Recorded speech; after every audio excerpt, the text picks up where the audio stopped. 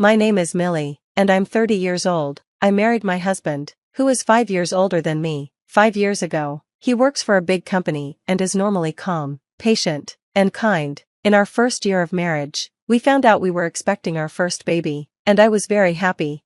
But after I left my job because of pregnancy, my husband's attitude completely changed.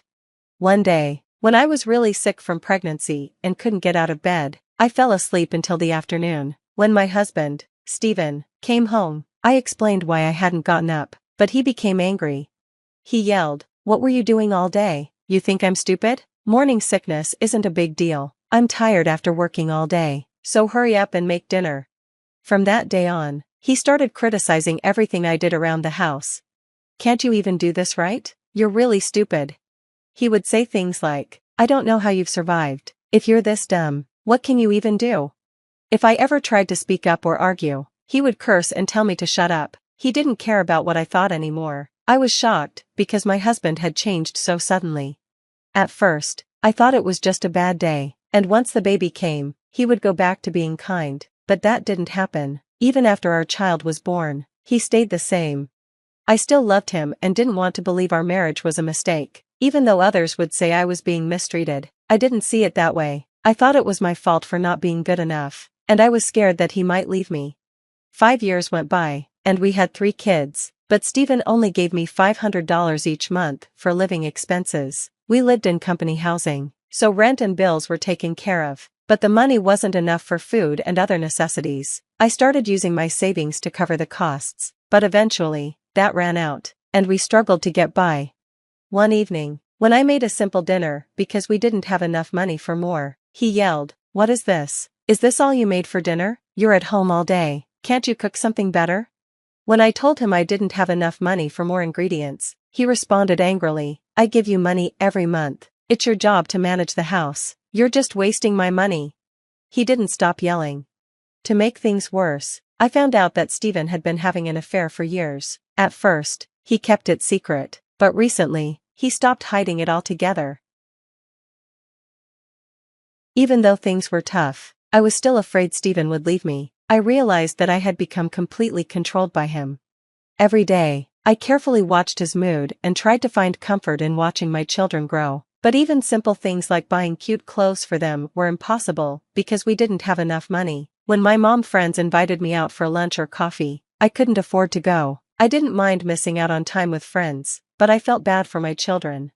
Stephen would say that $500 was plenty for a housewife, but the other moms around me didn't seem to struggle. They always looked well-dressed and happy, and their children seemed happy too. I began to lose confidence and felt like it was all my fault, like I was a bad mother.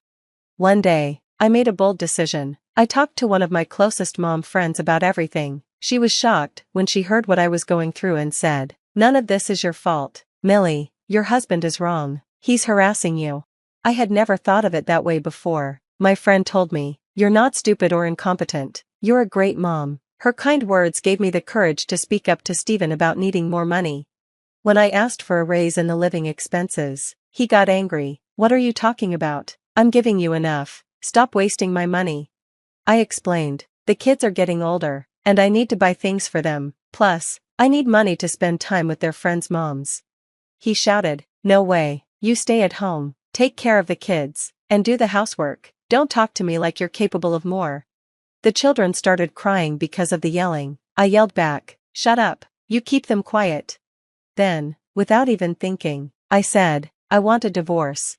I was surprised by my own words. I had never thought of divorce before. Stephen paused for a moment, shocked, but then he responded angrily, "Do you really think you can say that, you parasite?"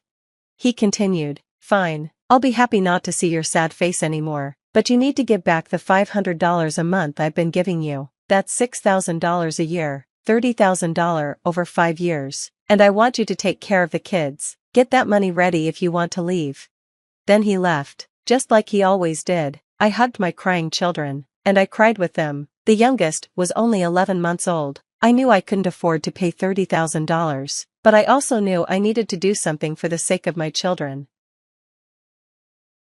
I love my children so much that I couldn't imagine being away from them, but I couldn't stand living with a terrible husband anymore. Feeling overwhelmed, I finally called my mom.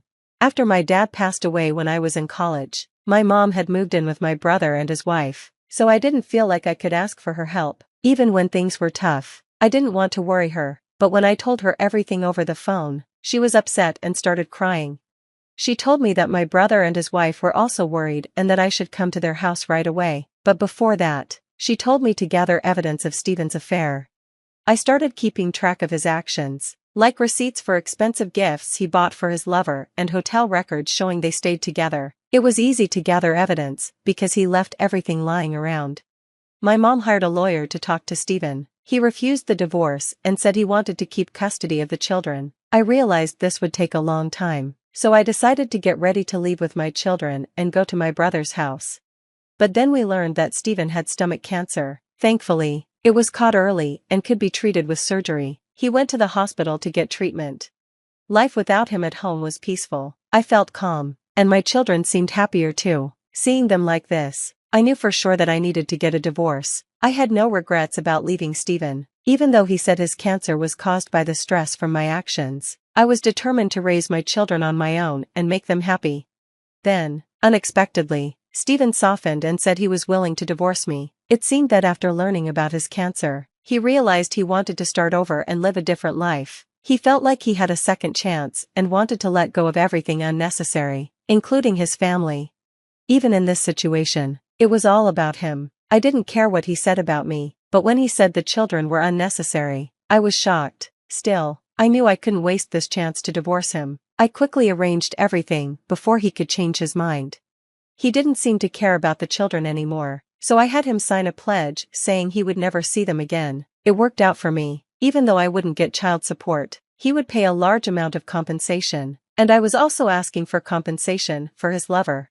Finally, I was able to divorce him. Steven was more concerned about what people would think, so he told his colleagues and neighbors that I left him when he got sick. It frustrated me how selfish he was, but more than anything, I was happy to be free from him. I left the house where we had lived for so many years, feeling happy and free. Soon after, I heard that Steven had married the lover he had been seeing for years. She worked with him at his office. I rented an apartment near my brother's house, where I raised my children with the help of my mom, brother, and his wife. I also found a job. Life wasn't easy, but I was much happier than before. 6 months later, my mom told me that she got a call from Steven's dad, asking, "Has something happened to Steven?" I called him back and learned that Steven had gotten divorced again. Fortunately, his cancer hadn't come back, and he was doing well. He was living a peaceful life with his new wife, but it seemed like he started harassing her too after a while. She immediately left the house and divorced Steven. She also made a scene at their company, telling everyone about his behavior, which caused him to quit his job. It seems that Steven moved out of the company housing, is now paying more money to his new wife, and has no money left. He's gone back to live with his parents. He's exhausted and says he wants to see his children and try to start over with her. His father, unable to watch him like this anymore, reached out to her. She felt so angry. She was finally free, but now Steven was showing up like a ghost. He had an affair for years, married someone else, then divorced her after 6 months. It was all his fault, but instead of feeling sorry, he wanted to come back and see the children. She couldn't believe it. Who does he think he is? She thought. Who's the parasite now? She controlled her anger and told him she never wanted to see him again, then hung up the phone. A few days later, on her way home from work, she found Steven waiting for her at a park near her house. He looked pale and exhausted. At first, she didn't even recognize him. "Millie, I know now, you're the only one for me. The kids need a father, right? A lot happened, but let's start over. You must be struggling on your own. I can do the housework for a while." She couldn't believe it. "What do you mean, start over?" she snapped. "I could say that, but you don't have any right to say it. I don't want anything to do with you. I'm so much better off without you." Steven was shocked, and it was the first time she had ever talked back to him like that. She told him to leave. "I don't know how you found me, but if you keep coming near me, I'll call the police. Now go, goodbye." She left him standing there, even though she was scared and angry that he showed up out of nowhere. Seeing his face left her feeling much better. Since then, she and her children haven't seen him. The 4 of them are living peacefully and happily. She believes there's still so much more to experience in life. And she's determined to stay positive and work hard until her children grow up.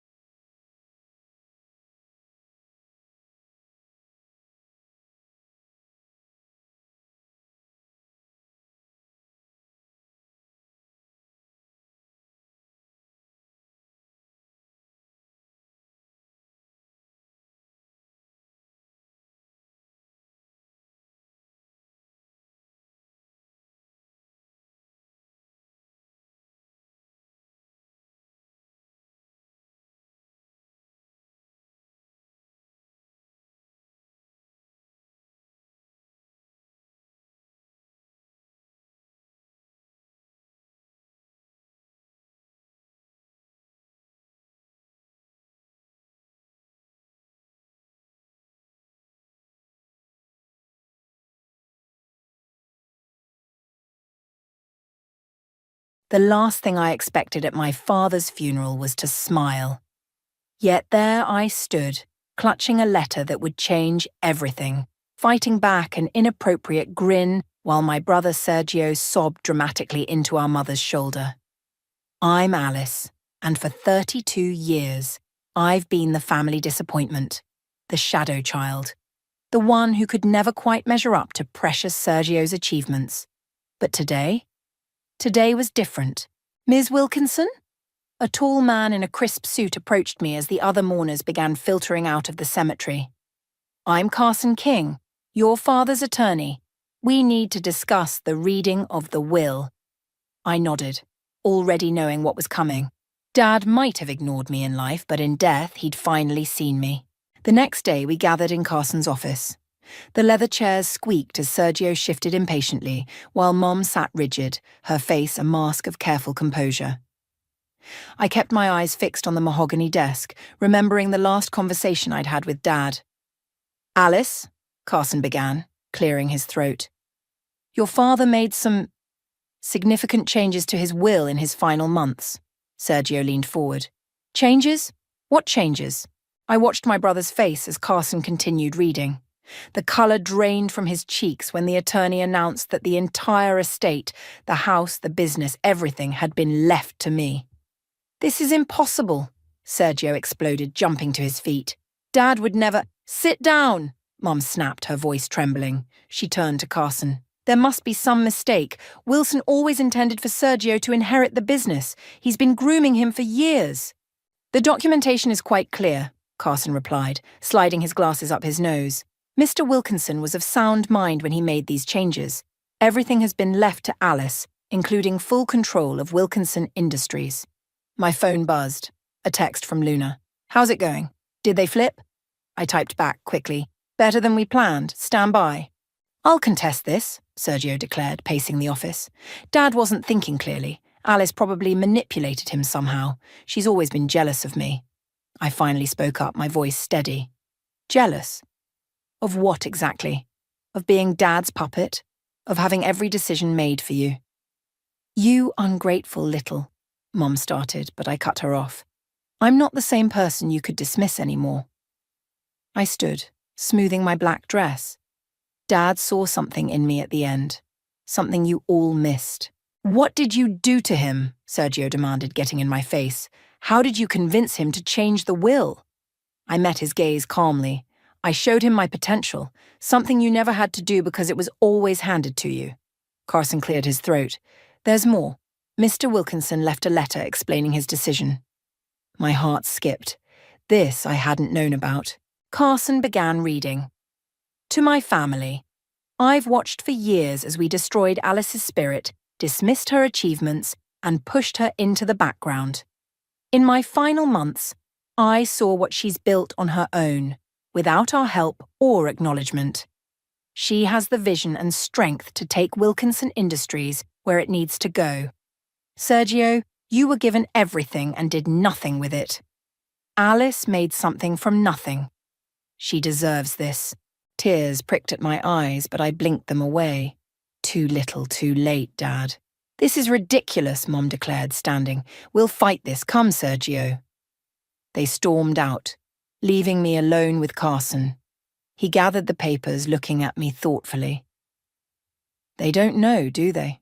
he asked quietly. "About your non-profit?" I shook my head. They never bothered to ask what I was doing with my life. They're about to find out. My phone buzzed again. Luna. "Meeting still on for tomorrow. The merger paperwork is ready." "Yes," I replied.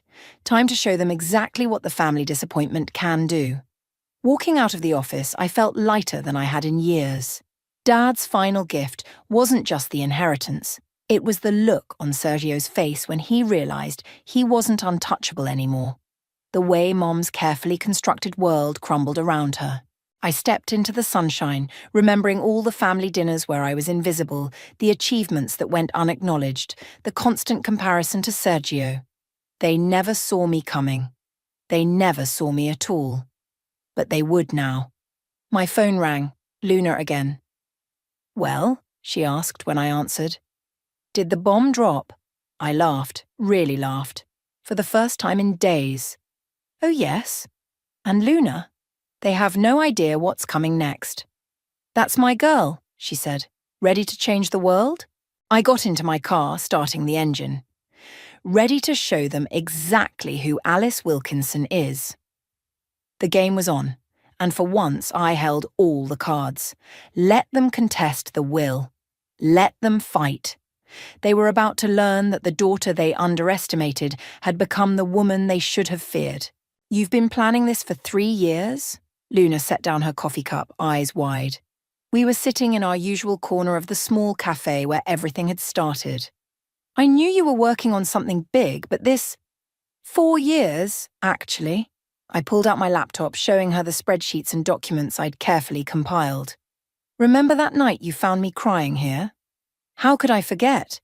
You looked like you'd hit rock bottom." The memory was still crystal clear.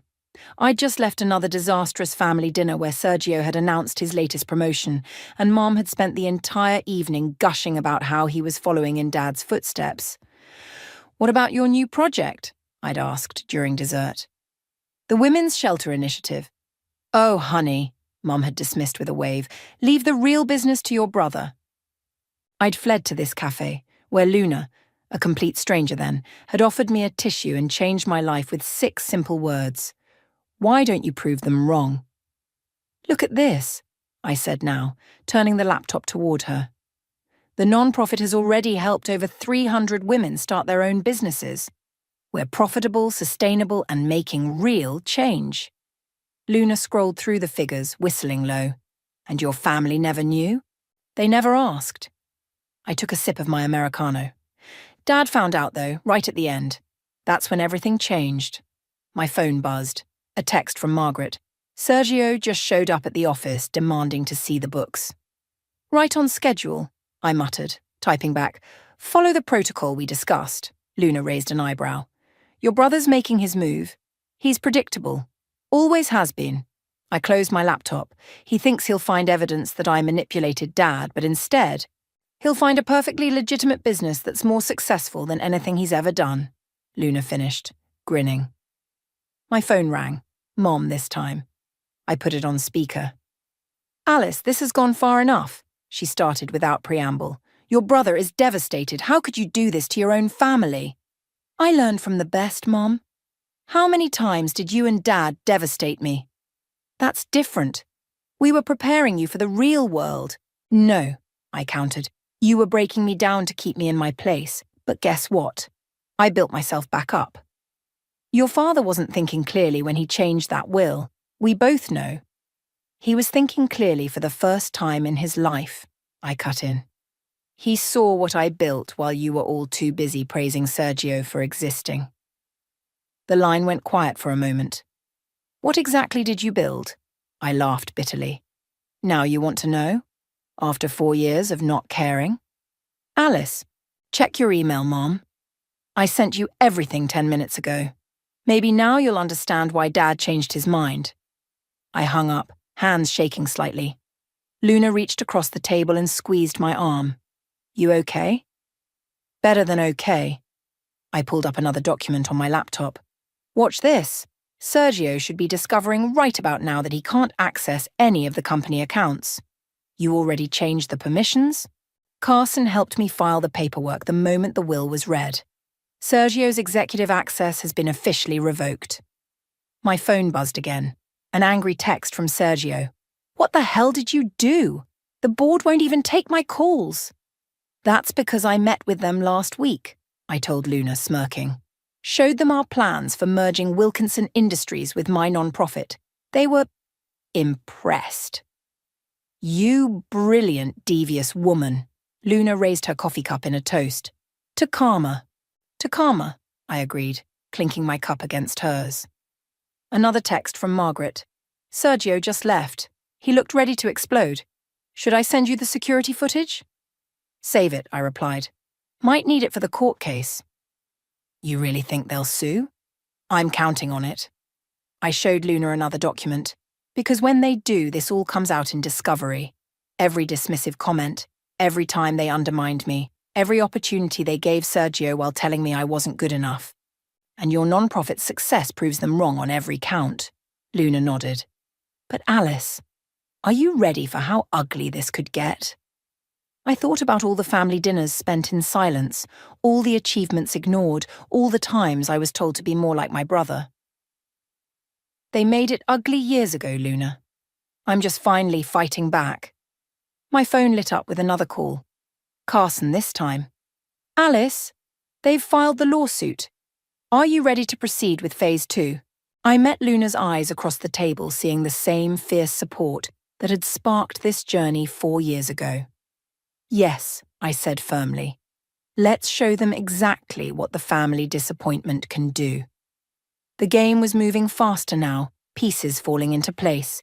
They thought they knew what they were fighting for, but they had no idea what they were fighting against. It was time to show them the power of the daughter they'd underestimated. The courthouse steps felt like a stage, and my family had always loved putting on a show. Sergio stood with his attorney, playing the part of the wounded son perfectly for the gathering reporters. Mom hovered nearby, dabbing at non-existent tears with a monogrammed handkerchief. Ready? Carson asked, adjusting his tie as we approached.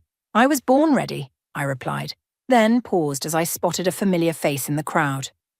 Luna? She pushed through the reporters wearing a sharp business suit I'd never seen before. Surprise! Margaret sent me, said you might need moral support.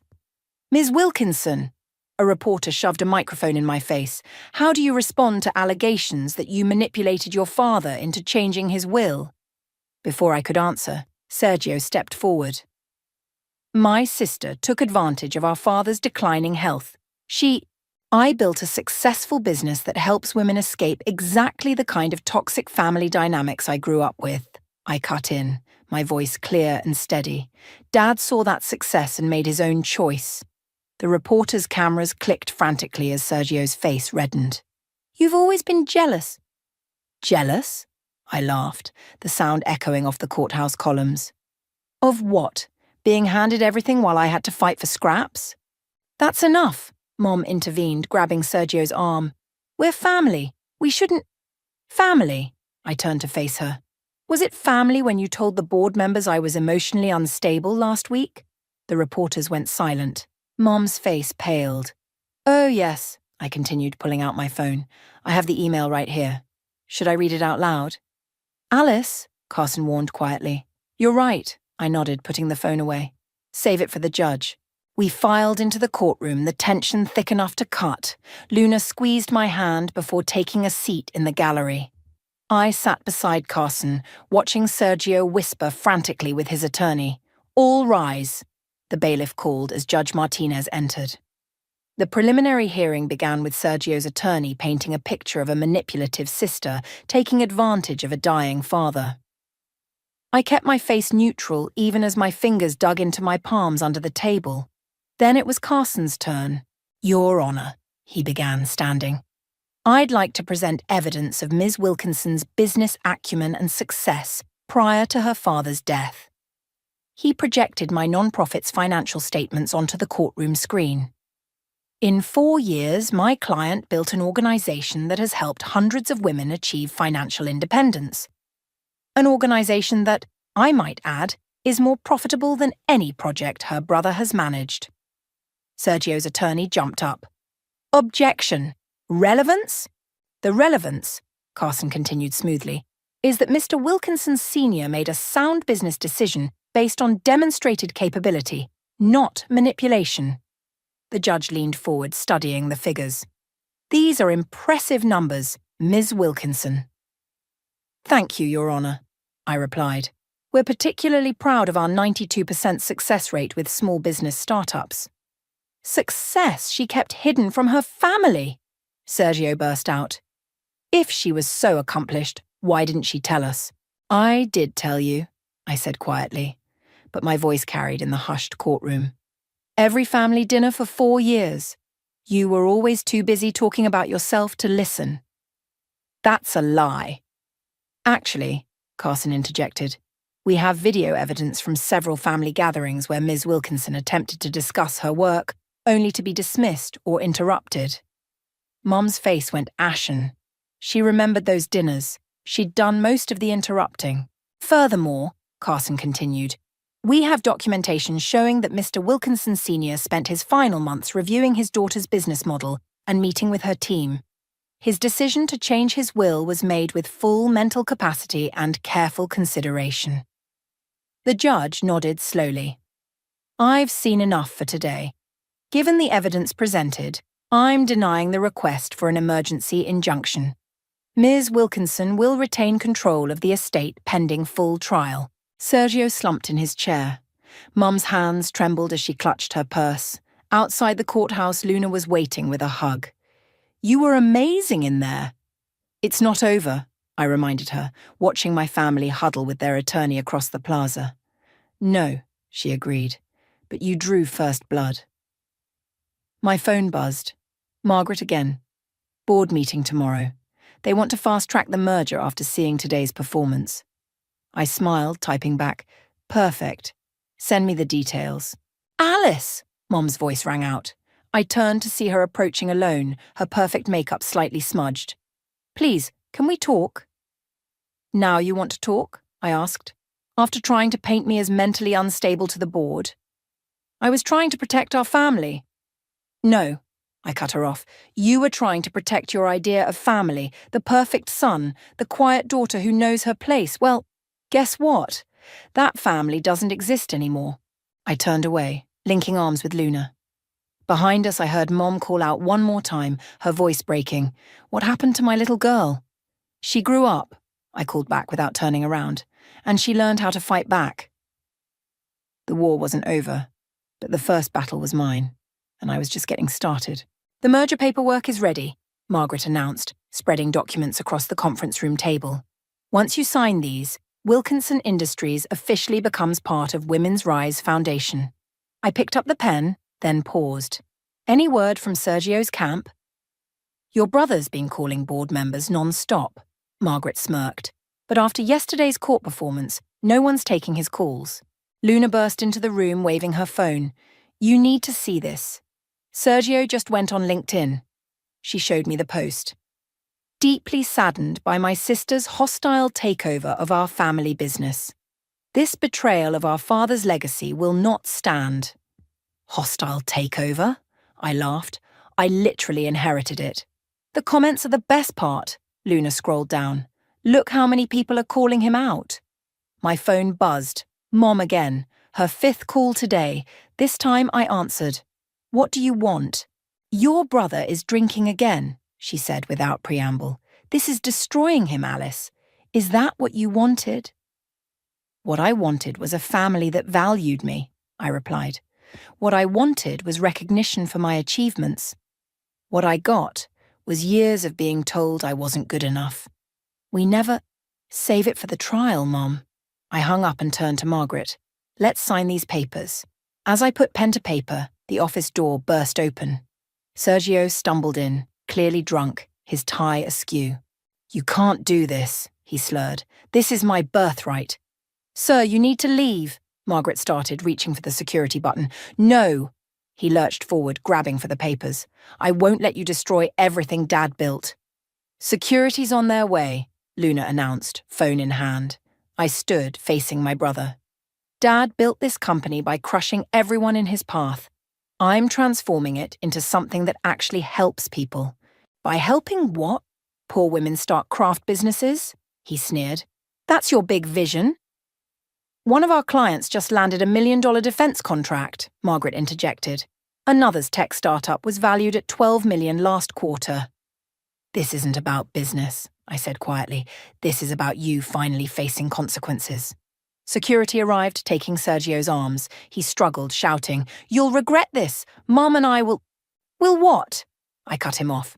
"Tell more lies. Try to paint me as unstable. That worked so well in court yesterday." As they dragged him out, his last words echoed, "Dad would be ashamed of you." "No," I called after him. "Dad was finally proud of me. That's what's really killing you." Luna locked the door behind them. "Well, that was dramatic." "Get it on video?" I asked Margaret. She held up her phone, grinning. Every second, including the part where he tried to physically stop a legal business transaction. I returned to the papers, signing the final page. Send copies to the board, our attorneys, and the court. And, Margaret, make sure that video gets to Judge Martinez. Already done. She gathered the documents. Congratulations, boss. You now officially run both companies. My phone chimed with a text from Carson. Sergio's attorney just withdrew from the case, cited irreconcilable differences with the client. They're unraveling, Luna observed, reading over my shoulder. Good. I sat back down, pulling up the company's financial projections. Now for phase 2. Margaret, how soon can we implement the new leadership structure? The board approved it this morning. We can announce the changes tomorrow. Perfect. I showed them the org chart on my screen. See these positions? All going to women who were told they weren't good enough, just like I was. Sergio's going to lose it when he sees this, Luna warned. Let him. Every tantrum, every drunk outburst, every angry social media post just proves I made the right choice. Margaret's tablet pinged. Speaking of social media, your mother just posted something interesting. She showed us the post. Sometimes the hardest thing is admitting you were wrong. Watching my daughter succeed despite our lack of support has opened my eyes. Sergio, it's time to let go. Don't trust it, Luna said immediately. It's a trap. Of course it is, I agreed. But it's also the first crack in her armor. She's realizing which way the wind is blowing. My phone buzzed again. An email from the board chairman. Impressive work today. Your father would be proud. Dinner next week to discuss international expansion. I showed it to Luna, who squeezed my shoulder. Look at you, changing the world. Not changing it, I corrected. Balancing it. One underestimated woman at a time. Margaret gathered her things. Board announcement goes out at 9 tomorrow. Want me to send security to your place tonight? Sergio might try something else. I shook my head. Let him try. Every mistake he makes just strengthens our position. As they left, I stood at my office window, watching the city lights come on. Somewhere out there, Sergio was probably drinking himself into a stupor, and Mom was realizing her perfect world was crumbling. But me? I was just getting started. The knock on my office door came just after sunset. I looked up to find Mom standing there, looking smaller than I remembered, her designer outfit slightly wrinkled. Security let you up? I asked, not moving from my desk. I told them I was your mother. She stepped inside, clutching her purse like a shield. They called Luna. She said it was okay. My phone buzzed. Luna's text read, She's alone. Sergio's in rehab. Your call if you want to hear her out. What do you want, Mom? She sat down heavily in the visitor's chair. I visited your women's shelter yesterday. That got my attention. Why? I wanted to understand. She pulled out a tissue, dabbing at her eyes. I met this woman there, Sarah. She told me how your program helped her leave her abusive husband, start a business. And she reminded me of myself, 30 years ago. Mom's hands trembled. Before I met your father. I leaned back, studying her face. Are you saying, your father wasn't always... She paused. I gave up my own dreams to support his. Then I pushed Sergio to follow in his footsteps, and you to stay quiet, because that's what I thought we were supposed to do. Why are you telling me this now? Because you broke the cycle. She met my eyes. You did what I never could. My phone buzzed again. Margaret. Sergio's attorney filed for a continuance, claims rehab as the reason. Is he really in rehab? I asked Mom. She nodded. 3 days now, after he tried to break into your house last week. That was him? I'd assumed the attempted break-in was random. He was drunk. Again. I finally called an intervention service. She pulled out her phone, showing me photos of Sergio checking into a facility. He needs help, Alice, real help. And you think that excuses everything he's done? No. She straightened in her chair. That's not why I'm here. I'm here because I saw what you've built. Those women at the shelter, the businesses you've helped launch, you're doing something remarkable. Something you and Dad always said I couldn't do. We were wrong. The words hung in the air between us. I was wrong. My phone lit up. Luna again. You okay? Need backup? I'm fine, I typed back, then looked at Mom. What exactly do you want from me? Nothing. She stood, smoothing her skirt. I just wanted you to know that I see you now. And her voice cracked. I'm proud of you. The words I'd waited decades to hear felt hollow now. That's not enough, I said quietly.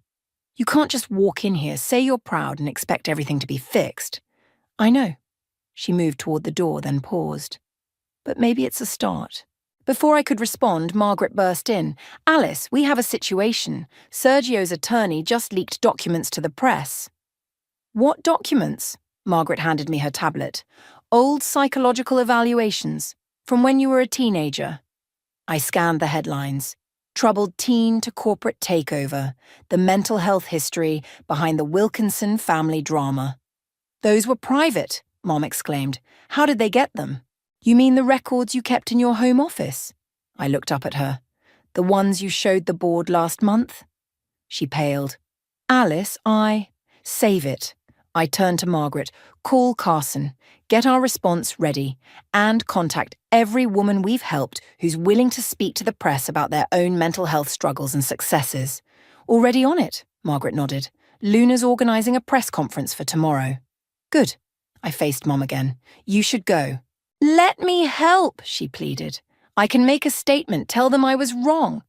Like you just told me? I shook my head.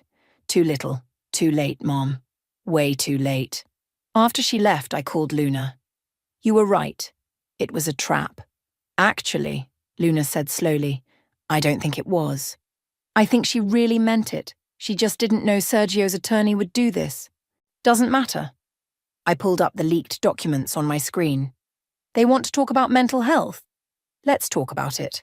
Let's show the world how many successful women have faced these struggles.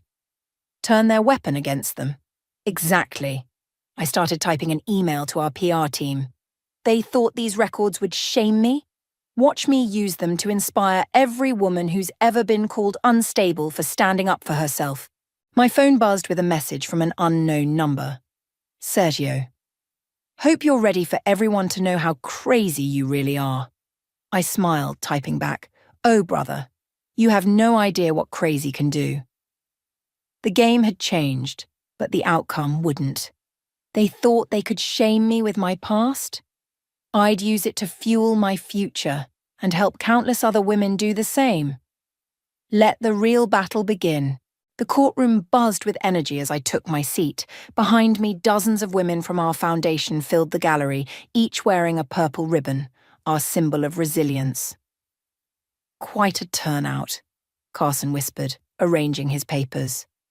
They're not just here for me, I replied, nodding toward the press section where reporters frantically typed on laptops. They're here to change the narrative. Sergio entered with his new attorney, looking haggard despite his expensive suit. 30 days of rehab had left him thinner, more subdued. Mom slipped in behind them, choosing a seat halfway between us. All rise, the bailiff called. Judge Martinez studied the packed courtroom before speaking. Given recent developments and media attention, I want to be clear. This is not a trial about mental health. This is about the validity of a will. Proceed. Sergio's attorney stood first. Your Honor, we intend to prove that Alice Wilkinson was mentally unfit to influence her father's decisions during his final months. Objection, Carson called. Counsel is attempting to stigmatize mental health struggles despite Miss Wilkinson's documented recovery and success. Sustained. Judge Martinez nodded. Counsel, proceed carefully. The attorney called his first witness. My old therapist, Dr. Roberts. Dr. Roberts, the attorney began, you treated Ms. Wilkinson for depression and anxiety in her teens, correct? I did, she replied calmly. And would you say she was unstable? Objection. Carson stood. Medical privacy. Your Honor, I interrupted, standing. I waive privacy concerns. Let her answer. The judge raised an eyebrow. Proceed. Dr. Roberts smiled slightly. Alice was a teenager struggling with an emotionally abusive family dynamic. Her responses were entirely normal given the circumstances. Normal? The attorney scoffed. She accused her family of favoritism, of undermining her. All of which has been proven true, Dr. Roberts cut in. In fact, I'm here voluntarily to support Alice. Her recovery and success are exactly what mental health professionals hope for. In the gallery, several women stood up, revealing their own purple ribbons. The message was clear. We've all been here. The attorney shifted tactics, calling Mum to the stand. Mrs. Wilkinson, describe your daughter's behaviour in the months before your husband's death. Mum gripped the witness stand, looking first at Sergio, then at me. She was different. Different how? Stronger, Mum said quietly. More confident. She stopped letting us interrupt her at family dinners, started standing up for herself. Would you call that stable behaviour given her history? Mom straightened her spine. I would call that healthy behaviour given our history, the attorney stumbled. Mrs. Wilkinson, I'm supposed to tell the truth, Mom interrupted. The truth is, we're here because we couldn't handle seeing Alice succeed on her own terms. Sergio jumped up. Mom, what are you doing? Enough, she snapped. Look at yourself, Sergio. Look what fighting this has done to you, to us. The courtroom erupted in whispers. Judge Martinez banged her gavel. Order, Mrs. Wilkinson, continue. Mom turned to the judge. My husband changed his will because he finally saw what we'd done to our daughter, what I'd done. And he saw how she'd succeeded despite us. Your Honor, Sergio's attorney sputtered. I move to strike. Denied, Judge Martinez said. Continue, Mrs. Wilkinson. The night before he died, Mom's voice cracked, Wilson told me he was proud of Alice, that she had more business sense than any of us. I was too stubborn to listen then. I'm listening now. She turned to me, tears streaming. I'm so sorry, Alice, for everything. The gallery burst into applause. The judge banged her gavel again, but she was smiling. Given this testimony and the evidence presented, I'm prepared to rule, Judge Martinez announced. Unless the plaintiffs wish to withdraw their challenge. Sergio's attorney leaned in to whisper to him. After a moment, Sergio slumped in his chair. We withdraw the challenge, Your Honor. Very well. The judge looked at me. Ms. Wilkinson, the will stands. But more importantly, you've turned this case into something meaningful. Your foundation's mental health advocacy during this trial has been remarkable. As the courtroom cleared, Luna rushed forward to hug me. Behind her, women from the foundation gathered, many crying, all smiling. Mom approached hesitantly. Alice, that press conference you're planning tomorrow. Could I speak? Tell my story? Maybe help other mothers avoid my mistakes? I studied her face, seeing real remorse for the first time. I'll have Margaret call you. Thank you. She turned to leave, then paused. You know, your father was right. You did have more business sense than any of us. You just had more humanity too. As she left, Luna squeezed my arm. You did it. You actually did it. We did it, I corrected, looking at the women around us. All of us. My phone buzzed. Margaret. CNN wants an interview. Time to tell your story. I smiled, typing back. No, time to tell our story. All of our stories. The war was over. Now the real work could begin. 3, 2, 1. The producer pointed at me as the red light blinked on. Welcome back to Morning America, the host smiled warmly. We're here with Alice, CEO of Women's Rise Foundation, and her mother Gwendolyn, sharing their story of family healing and female empowerment. The studio lights felt hot, but I stayed cool. 6 months after the trial, here we were, Mum and I, doing something I never thought possible. Working together. Alice, your foundation has helped over 1,000 women since the merger, the host continued. What's been the most rewarding part? Watching women discover their worth, I replied. Every time someone realizes they're capable of more than what they've been told, it heals a piece of my own past. Gwendolyn, as someone who initially opposed your daughter's work, what changed your mind? Mom straightened in her chair. I saw myself in the women she helps. I was that scared young woman once, giving up her dreams because I thought that's what women should do. And now you're running the foundation's mentorship program? Alice gave me a chance to make amends, Mom said, her voice steady. Not just with her, but with every woman I might have discouraged over the years. My phone vibrated in my pocket, probably Luna, watching from the office. The interview continued as planned until the host dropped an unexpected bomb. Your brother Sergio recently announced his own non-profit. Any comments? I kept my face neutral. Yes, he's starting a rehabilitation program for executives dealing with addiction and mental health issues. We're actually collaborating on some initiatives. The host leaned forward. After everything that happened, you're working together? Family is complicated, I said carefully, but healing is possible when people are willing to change. After the interview, Mom and I headed to the foundation's new headquarters, the renovated Wilkinson Industries building. You handled that question about Sergio perfectly, she said as we rode the elevator. Well, he's actually doing good work now. Who knew hitting rock bottom would be the best thing for him? The elevator opened to reveal Luna waiting with champagne. You both killed it. The social media response is insane. Show me, I said, following her to the conference room where Margaret had set up a viewing party for the staff. Look at these comments, Luna scrolled through her tablet. Finally, a real story about women supporting women. Watching Alice and her mom heal their relationship gives me hope. This foundation saved my life. Speaking of saving lives, Margaret interrupted, entering with a stack of papers. The new domestic violence shelter proposal is ready for review, and Sergio's rehab center wants to partner on the mental health initiative. Mom touched my arm gently. I can handle the shelter proposal if you want to focus on the partnership with your brother. Look at you, being all executive, I teased. I learned from the best. She smiled, then grew serious. Alice, about the family beach house. What about it? I think we should turn it into a retreat center for the foundation, a place where women can go to heal, plan their futures. Mom. I stared at her. The beach house had been her pride and joy, her status symbol. It's time, she said firmly. Those women need it more than I need to impress the country club set. Luna wiped away a tear. Okay, who are you? And what have you done with the real Gwendolyn? We all laughed, but Mom's eyes were serious. The real Gwendolyn was lost for a long time. Alice helped me find her again.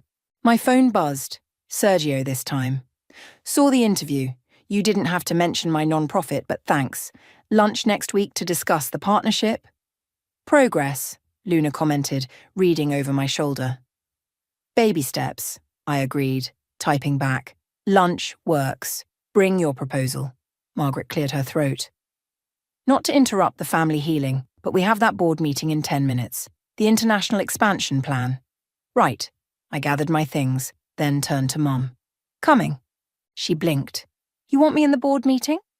You're running 2 of our biggest initiatives now. Of course I want you there. As we walked to the boardroom, Luna fell in step beside me. Remember that night in the cafe, when you were crying about your family never seeing you? Hard to forget. Look at you now. They don't just see you, they're following your lead. I watched Mom ahead of us, already discussing the shelter proposal with Margaret. Sometimes the best revenge isn't making people pay for their mistakes. It's showing them a better way, Luna finished. My phone buzzed one last time. A message from Sarah, one of our first success stories. Just landed my first $1 million contract. Thank you for showing me what was possible. I smiled, remembering all the times I'd been told what wasn't possible. Now here we were, redefining possible every day. Ready? Mom held the boardroom door open. Ready, I nodded, stepping into the next chapter of our story, not just mine anymore, but ours. All of ours. The autumn breeze carried the scent of coffee from the little cafe where everything had started. Luna sat across from me at our usual table just like that first night, but everything else had changed. Full circle, she said, sliding a newspaper across the table. Have you seen this? I glanced at the headline. Women's Rise Foundation named most influential non-profit of the year. Margaret's already framed 3 copies. I laughed. But that's not why I asked you here. Oh? Luna raised an eyebrow. I pulled out a folder. Remember how you found me crying here, told me to prove them wrong? Best advice I ever gave. Well, I want to prove something else now. I opened the folder, revealing partnership papers. How would you like to be CEO? Luna choked on her coffee. What? I'm stepping down, I said. The foundation needs someone focused on growth. I need to focus on something else. Alice, this is your baby. You built this. We built this, I corrected. You, me, Margaret, all the women we've helped, and now I want to build something new. I showed her another document. Plans for a political action committee focused on women's economic rights. Holy shit, Luna whispered, scanning the details. This is huge. Bigger than us? I nodded. But first, I need to do something else. Come with me? We drove to the cemetery where Mom and Sergio were already waiting by Dad's grave. It was the first time we'd all been here together since the funeral. You sure about this? Sergio asked as I placed a folder on Dad's headstone. He should see it, I replied. The final numbers. Mom opened the folder, revealing the foundation's annual report. 10,000 women helped, 48 million in grants distributed, 300 new businesses launched. And 1 family rebuilt, Sergio added quietly. I turned to him. How's the rehab center doing? 28 executives graduated from the program last month. Turns out there are a lot of people struggling under the weight of expectations. Speaking of expectations, Mom interjected, have you told Luna your other news? Luna looked between us. What other news? I pulled out one final document. Remember that woman we helped last year? The one who designed the solar-powered water filtration system? The one nobody would fund because she was too young and female? Yeah, why? We just bought her company. All the patents, all the technology. She's going to help us bring clean water to communities around the world. Under the foundation? Luna asked. Under you, I corrected, if you accept the CEO position. Sergio cleared his throat. And I've got some contacts in developing markets who could use this technology. If you're interested in a partnership. Look at you, being all collaborative, I teased. Yeah, well, he shrugged. Turns out helping people feels better than fighting them. Mom wiped away a tear. Your father would be so proud, not just of the success, but of how you've all grown. Even you, Mom, I said softly. The shelter program you're running has saved hundreds of lives. Because you showed me it was possible, she replied. You showed all of us. Luna cleared her throat. So about this CEO position, say yes, Sergio urged. Alice needs to focus on getting into politics. Someone has to change the laws that keep women down. And that someone is my daughter, Mom said proudly. I placed my hand on Dad's headstone. I used to think revenge meant making you all pay for how you treated me. But real revenge was showing you a better way. Making you part of something bigger than yourselves. Karma works in mysterious ways, Luna agreed, then straightened her shoulders. All right, I accept, but on one condition. Name it. We turn this cafe into our first international headquarters. Where it all began, I laughed. Already done. Bought it last week. Mom linked her arm through mine as we walked back to our cars. You know, for someone who started out wanting revenge, you've created something remarkable.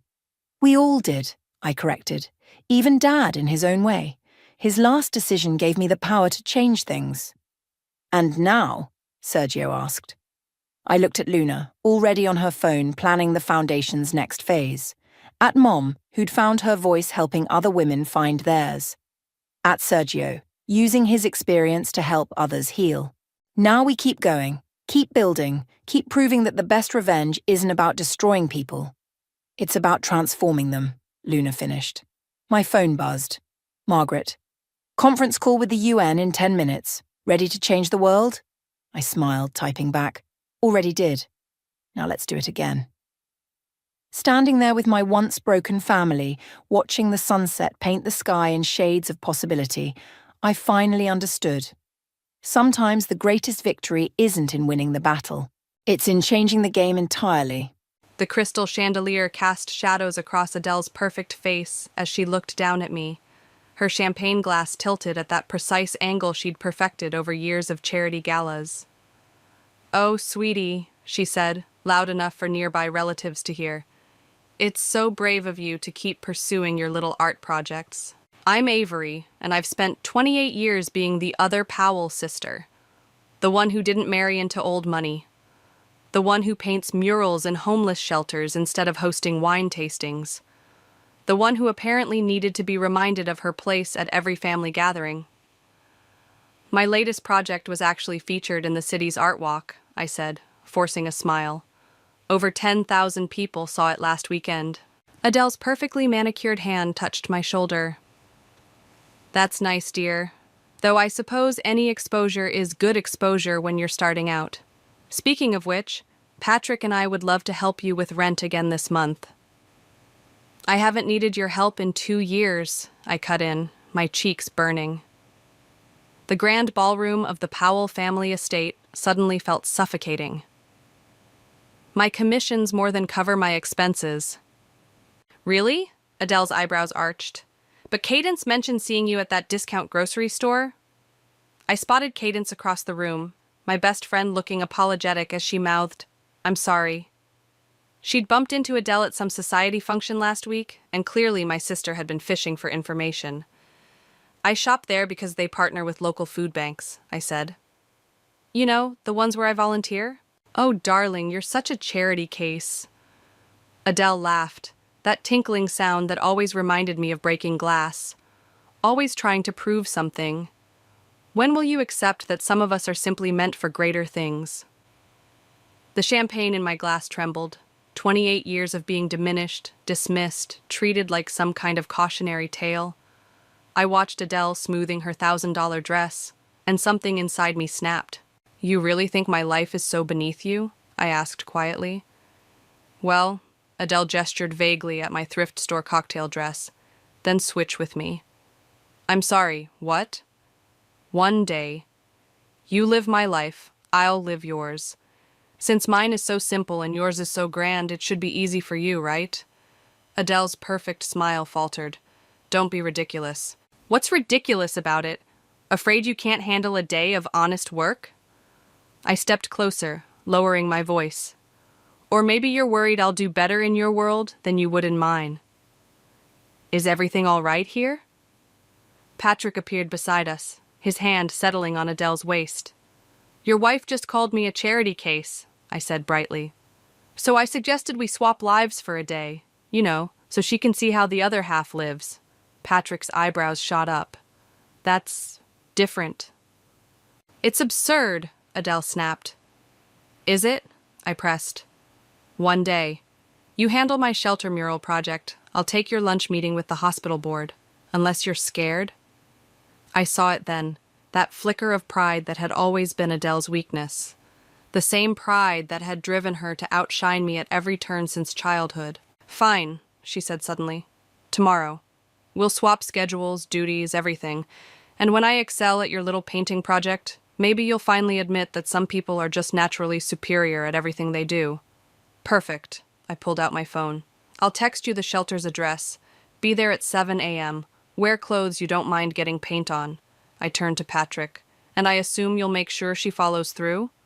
He nodded, looking more amused than concerned. I'll even drive her there myself. This is insane, Adele muttered, but I could see her mind already working, probably imagining how she'd prove herself better at my life than me. One more thing, I added. No backing out, no shortcuts. We both fully commit to living each other's lives for the entire day. Deal? Adele's eyes narrowed. Deal. As I walked away, Cadence fell into step beside me. Holy shit, she whispered. Are you really going through with this?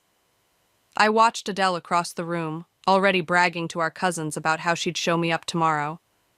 Yes, I said, a plan forming in my mind. It's time my sister learned what it really means to walk in someone else's shoes. And what about you? Are you ready to step into her world? I finished my champagne in one gulp. I've spent my whole life being told I'm not good enough for that world. Tomorrow, we'll see if that's true. The chandelier lights flickered overhead, casting new shadows across the ballroom floor. For the first time in years, I felt something other than resignation when looking at my sister. Tomorrow would change everything. I just didn't know yet how much. You can't seriously expect me to wear this, Adele said, holding up my paint-splattered overalls like they might bite her. We stood in my small apartment's living room at 6:30 a.m., Cadence watching from my worn leather couch with poorly concealed amusement. Those are my work clothes, I said, already dressed in one of Adele's designer suits that she'd brought over. The shelter kids helped paint them last month. They're practically a badge of honor. They're practically a health hazard. But Adele disappeared into my bathroom to change, her heels clicking on the hardwood floors. Cadence leaned forward. Are you sure about this? She could really mess things up at the shelter. That's exactly what I'm counting on, I whispered back. Sometimes you have to hit rock bottom before you can see the light. Adele emerged, tugging at the overalls. This is degrading. Here's your schedule, I said, handing her a notebook. The shelter expects you at 7 a.m. sharp. You'll be working with 6 teenagers to complete the ocean mural in the dining area. Their names and preferred colors are listed there. I haven't painted since elementary school. Then today will be educational. I smoothed down my borrowed silk blouse. Meanwhile, I have your 9 a.m. hospital board meeting, followed by lunch with Margaret at LeBlanc, and the afternoon charity committee meeting at the country club. The hospital board is voting on the new children's wing budget, Adele said sharply. You can't possibly handle it? I raised an eyebrow. Like you can't possibly handle painting with homeless teens. Funny how that works. Patrick cleared his throat from the doorway. I've got the car running. We should go if we're going to make it by 7. One more thing, I said, pulling out my phone. We document everything. Photos, videos, whatever it takes to prove we're actually doing this. No cheating. Fine. Adele grabbed her phone. But when this is over, you'll never question my capabilities again. That's the idea, I murmured. After they left, Cadence turned to me. Okay, spill. What's your real plan here? I checked my makeup in the mirror, making sure I looked the part of a society wife. Adele thinks she can breeze in there and prove she's better than everyone, including the shelter kids. But Gus will be there today. Gus? The one who ran away from his wealthy family after they rejected him for being gay. The one who understands exactly what it means to be dismissed by people like my sister. I smiled. He's also our most talented artist. You're evil, Cadence grinned. Brilliant, but evil. I learned from the best. Adele's spent years orchestrating situations to make me look bad. Time for a taste of her own medicine. I checked my watch. I should go. The hospital board won't wait. And you're sure you can handle that? I pulled out a folder. What Adele doesn't know is that I've been volunteering at that hospital for months. The night shift nurses have told me everything about the budget issues. Plus, I have something she doesn't. What's that? I actually care about the people this will affect. I grabbed my borrowed designer bag. Watch the shelter's security cameras if you can. I have a feeling today's art session will be educational. Wait, Cadence called as I reached the door. What if this backfires? What if she actually does well? I paused, thinking about the text I'd sent Gus last night, explaining everything. Trust me, I said. By the end of today, either Adele will learn some humility, or I'll learn I've been wrong about her all along. Either way, something's going to change. And the hospital board? The charity committee? You know what the difference is between painting a mural and playing society politics? I asked, checking my reflection one last time. With a mural, at least you can see the mess you're making. These people hide their mess behind designer labels and fake smiles, but mess is mess, and I've gotten pretty good at cleaning those up. My phone buzzed. A message from Gus. She's here, looking like she'd rather eat glass than touch a paintbrush. This should be fun. I smiled, typing back, remember the plan. Let her think she's in control until she isn't. You're enjoying this too much, Cadence said, reading over my shoulder. Maybe, I admitted, but sometimes the only way to teach empathy is to force someone to live in another person's world. Adele's about to learn that her perfect life isn't the only one that matters. I headed out, my borrowed heels clicking against the pavement, already imagining Adele facing her first real challenge at the shelter. My phone buzzed again. A photo from Gus showing my sister staring in horror at a wall of paint supplies. Game on, sis, I muttered, sliding into my Uber. Let's see who really can't handle whose life. The city stretched out before me, a maze of high-rises and hidden alleys, of penthouses and shelters. Somewhere in there, my sister was about to learn what it meant to truly see people. And I was about to learn if I could beat her at her own game. Either way, by sunset, nothing would be the same. The texts from Gus kept coming as I sat through the hospital board meeting. Each one was better than the last. She tried to delegate painting to a 12-year-old. Kid told her that's not how it works. She just complained about the paint fumes, wearing the mask wrong. OMG, she just asked if we have a cappuccino machine. I forced myself to focus on the budget presentation, but my mind kept drifting to the shelter. The live security feed on my phone showed Adele standing awkwardly before the half-finished ocean mural, surrounded by teenagers who clearly weren't buying her attempted authority. Mrs. Gray, the board chairman's voice snapped me back to attention. Your thoughts on the proposed budget cuts to the children's wing? I straightened in my chair, channeling every ounce of Adele's confidence. Actually, I've been reviewing the numbers, and I believe we're approaching this from the wrong angle. The chairman's eyebrows rose. I pulled out the documents I'd prepared, thanking those late-night conversations with the nurses. Instead of cutting services, we should be looking at administrative redundancies. For example, I launched into my presentation, watching faces shift from skepticism to interest. My phone buzzed again. This time it was a video from Gus. I simply don't understand. Adele's voice rang clear through the shelter's dining hall. Why can't we just hire professional painters? Because this isn't about the painting, Gus's voice replied off camera. It's about giving us a voice, a way to show we exist. But surely there are more efficient... Efficient? The camera panned to show Gus stepping forward, paint-stained hands on his hips. Let me tell you about efficient, Mrs. Gray. My parents were all about efficiency. When I came out, they efficiently packed my bags, efficiently closed my bank accounts, and efficiently erased me from their lives. This mural? It's not about efficiency. It's about being seen. The video ended there. I smiled, tucking my phone away as the board members discussed my proposal. Gus was doing exactly what I'd hoped, making it personal. Another text. She's actually picking up a brush now, looking terrified. The board meeting ended with a unanimous vote to explore my alternative budget proposal. As I gathered my things, the chairman approached. Remarkable presentation, Mrs. Gray. I don't think I've ever seen you so passionate about the details before. I channeled Adele's signature laugh. Sometimes we need a fresh perspective. My phone lit up with a new video. This time, Adele was actually painting. Her designer watch safely stored away, sleeves rolled up. A young girl was guiding her hand, showing her how to blend colors for the ocean waves. See? The girl was saying. It's like makeup. You gotta blend it just right. I never thought of it that way, Adele replied, her voice softer than I'd heard it in years. Yeah, well, there's a lot of things people don't think about until they have to, Gus said off camera. like where to sleep when it's raining, or how to make $3 last 2 days. The camera caught Adele's flinch, the way her hand hesitated over the wall. Is that what happened to you? Nah, Gus replied. I got lucky. Found this place. Found Avery. Some kids don't. Another text followed.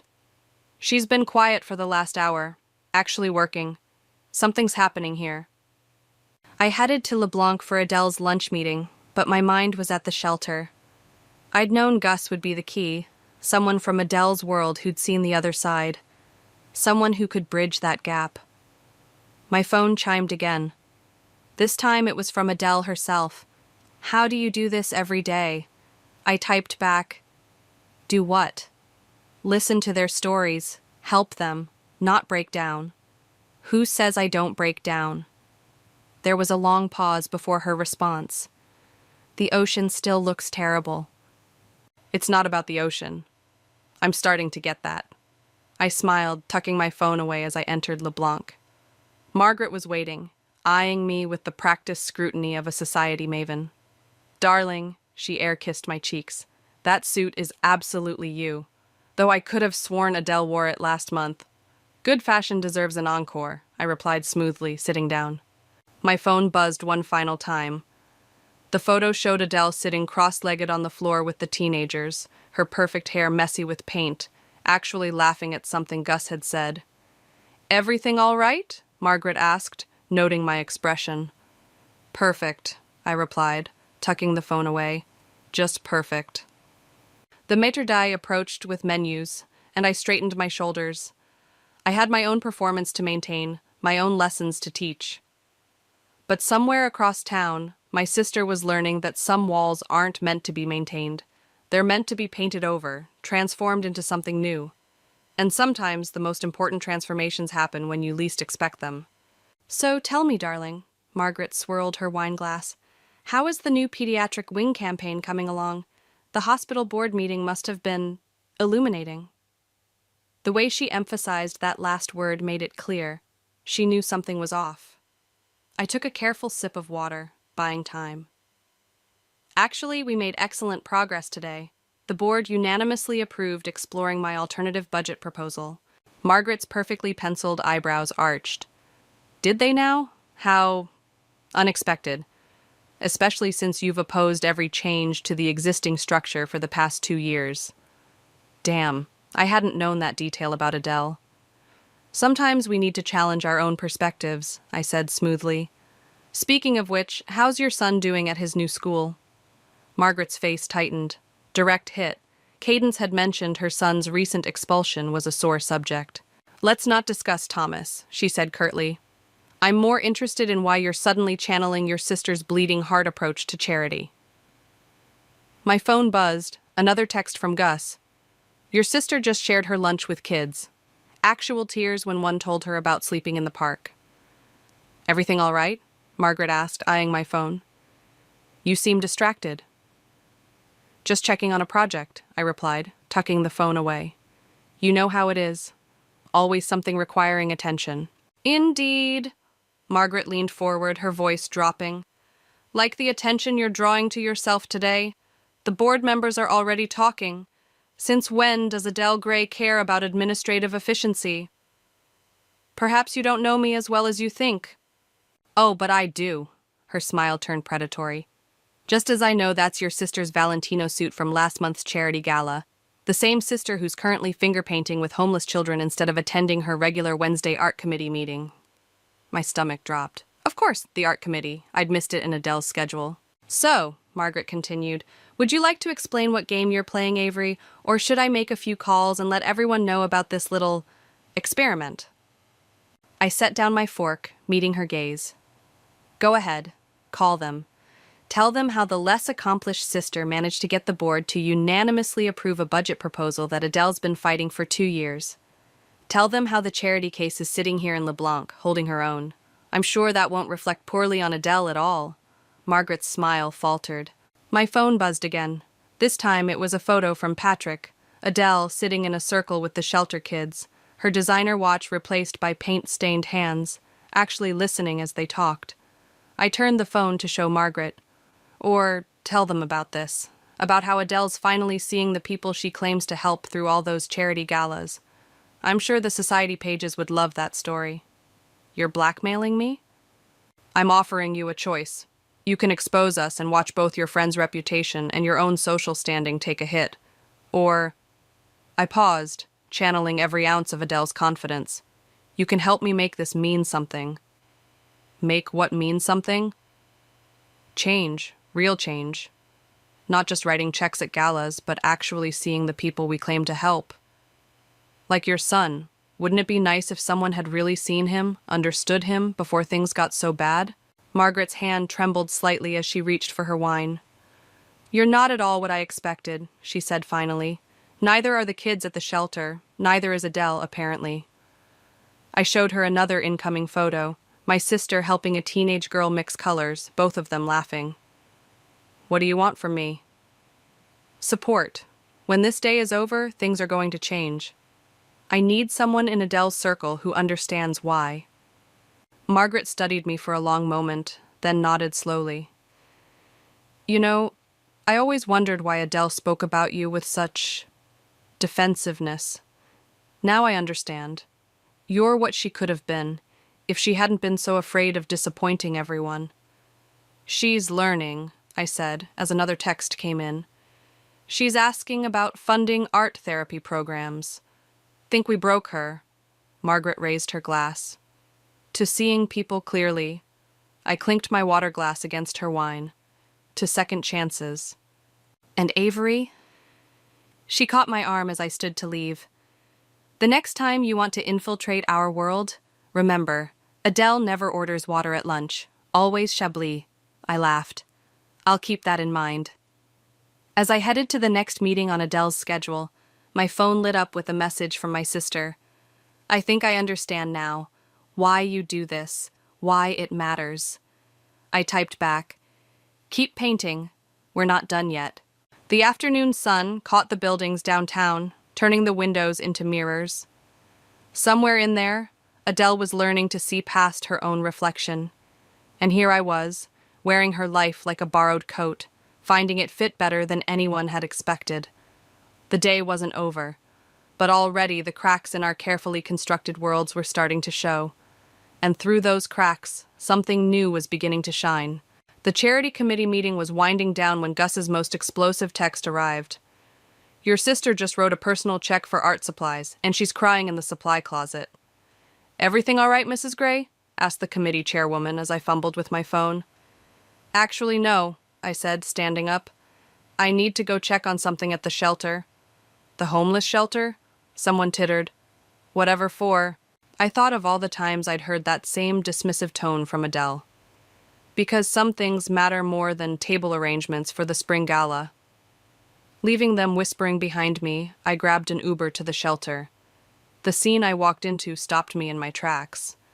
Adele sat on the floor, surrounded by teenagers and paint supplies, her designer blouse stained with blues and greens. Her perfect hair was tied back in a messy ponytail, and her eyes were red-rimmed. You can't live in your car, she was saying to a young girl. Not in this weather. There has to be another option.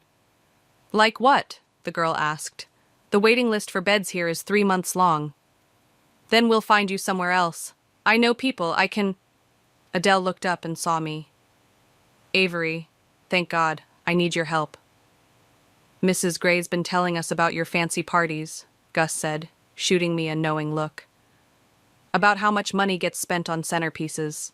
$10,000, Adele whispered, for flowers that die in a day, while Sarah's been sleeping in her car for 2 weeks. I sat down beside them, careful not to get paint on my borrowed suit. The mural's looking good. The mural doesn't matter, Adele burst out. How can you stand it, knowing all this is happening while people like me, people like I was, just keep planning parties and pretending none of this exists? Because sometimes, I said quietly, the only way to change things is to work from both sides. Sarah, the girl living in her car, looked between us. Are you two having some kind of rich people crisis? Gus snorted. They're sisters, doing some kind of life swap thing. Wait, Sarah said. So you're the one who usually does this? She pointed at me. And you're the fancy one? She turned to Adele. I'm the one who's been an idiot, Adele said, wiping her eyes. God, Avery, how do you do this? How do you hear these stories and not just break? Who says I don't? I picked up a paintbrush. But breaking isn't always bad. Sometimes you need to break before you can rebuild something better. Like this wall? Sarah gestured to the mural. Because, no offense, but that whale looks kind of drunk. It's abstract, Adele said defensively, then laughed. A real laugh, not her usual society tinkle. Okay, it's terrible, but I'm learning. Yeah, Gus said. You are. My phone buzzed. Margaret. The committee is in an uproar over your exit. Also, I may have mentioned Thomas is interested in art therapy now. Funny how things work out. Speaking of learning, I said, how would you feel about expanding the art program here? Maybe with some professional instruction? Yes, Adele said immediately. God, yes. These kids have so much talent, they just need resources and… She stopped, realization dawning. This was your plan all along, wasn't it? What plan? Sarah asked. My sister, Adele said, just pulled off the most elaborate intervention I've ever seen. Did it work? I asked softly. Adele looked around at the paint-splattered teens, at the mural with its wobbly whale, at her own stained hands. I can't go back, she whispered. I can't just go back to pretending. Good, Gus said, because we need more people who refuse to pretend. Also, Sarah added, we need someone to fix that whale. It's seriously depressing. We all laughed, and for the first time in years, I saw my sister's real smile, not the practiced one she wore at parties, but the one I remembered from when we were kids, before society expectations had built walls between us. I have one condition, Adele said, turning to me. You have to stop pretending, too. Pretending what? That you're less than them, less than me. You walked into my world today and owned it. The board members are still talking about your presentation. Sounds like you two have a lot to figure out, Gus said, standing up. But first, can we please fix that whale? It's starting to look like it's having an existential crisis. Just like its painter, Adele murmured, reaching for a brush. But maybe that's not such a bad thing. My phone buzzed one last time. Patrick. The hospital called. They want to fast-track the new budget proposal. Whatever you two are doing, keep doing it. I looked at my sister, covered in paint, and finally seeing clearly. Oh, we will, I said. We definitely will. The sun was setting when Patrick arrived at the shelter, casting long shadows across our nearly finished mural. He stood in the doorway, taking in the scene, his perfectly polished wife sitting cross-legged on the floor, teaching Sarah how to blend colors, while I organized an impromptu art supply inventory with Gus. Well, he said, this is different. Patrick! Adele jumped up, then seemed to remember her paint-covered state. I'm sorry, I'm a mess. You're beautiful, he said quietly. I haven't seen you this alive in years. She stopped, paint-stained hands frozen mid-gesture. I've been making calls about Sarah's situation and the other kids. Did you know the waiting list for beds here is 3 months long? I didn't. Patrick looked around the room. But something tells me I'm about to learn a lot more about it. We need to do something, Adele said. Not just throw money at it, but actually do something. Like what? Like this, she gestured to the mural. Art therapy programs, job training, real support, not just charity galas where we congratulate ourselves for writing checks. Patrick turned to me. And you? How was your day in our world? Educational, I said. Your wife's friends are… interesting. Terrifying, you mean? Adele corrected. God, was I really like that? That dismissive? Speaking of dismissive, Patrick pulled out his phone. The hospital board called. They're implementing your budget proposals immediately, Avery. Apparently, you made quite an impression. What proposals? Adele asked. The ones your sister designed to save the children's wing while cutting administrative waste. The same proposals you've been fighting for 2 years. Adele's eyes widened. You did that? In one meeting? Turns out, I said, when you actually care about the outcome more than the politics, people listen. Mrs. Gray? Sarah approached tentatively. We're ready for the final touches on the whale. You promised to help. Go, Patrick said. I need to talk to your sister anyway. As Adele followed Sarah back to the mural, Patrick turned to me. You planned this whole thing, didn't you? Not all of it, I admitted. I didn't expect her to actually care. You don't give her enough credit, or maybe we haven't given her enough chances. He watched his wife laugh with the teenagers. She was different when we first met, you know, before society expectations and family pressure crushed her real self. And now? Now I'm seeing that girl again, the one who used to paint for fun, who wanted to change the world. He smiled. Thank you for that. Don't thank me yet, I said. The day's not over. Actually, Gus interrupted, it kind of is. Shelter's closing in 10 minutes. Adele looked up from the mural, panic crossing her face.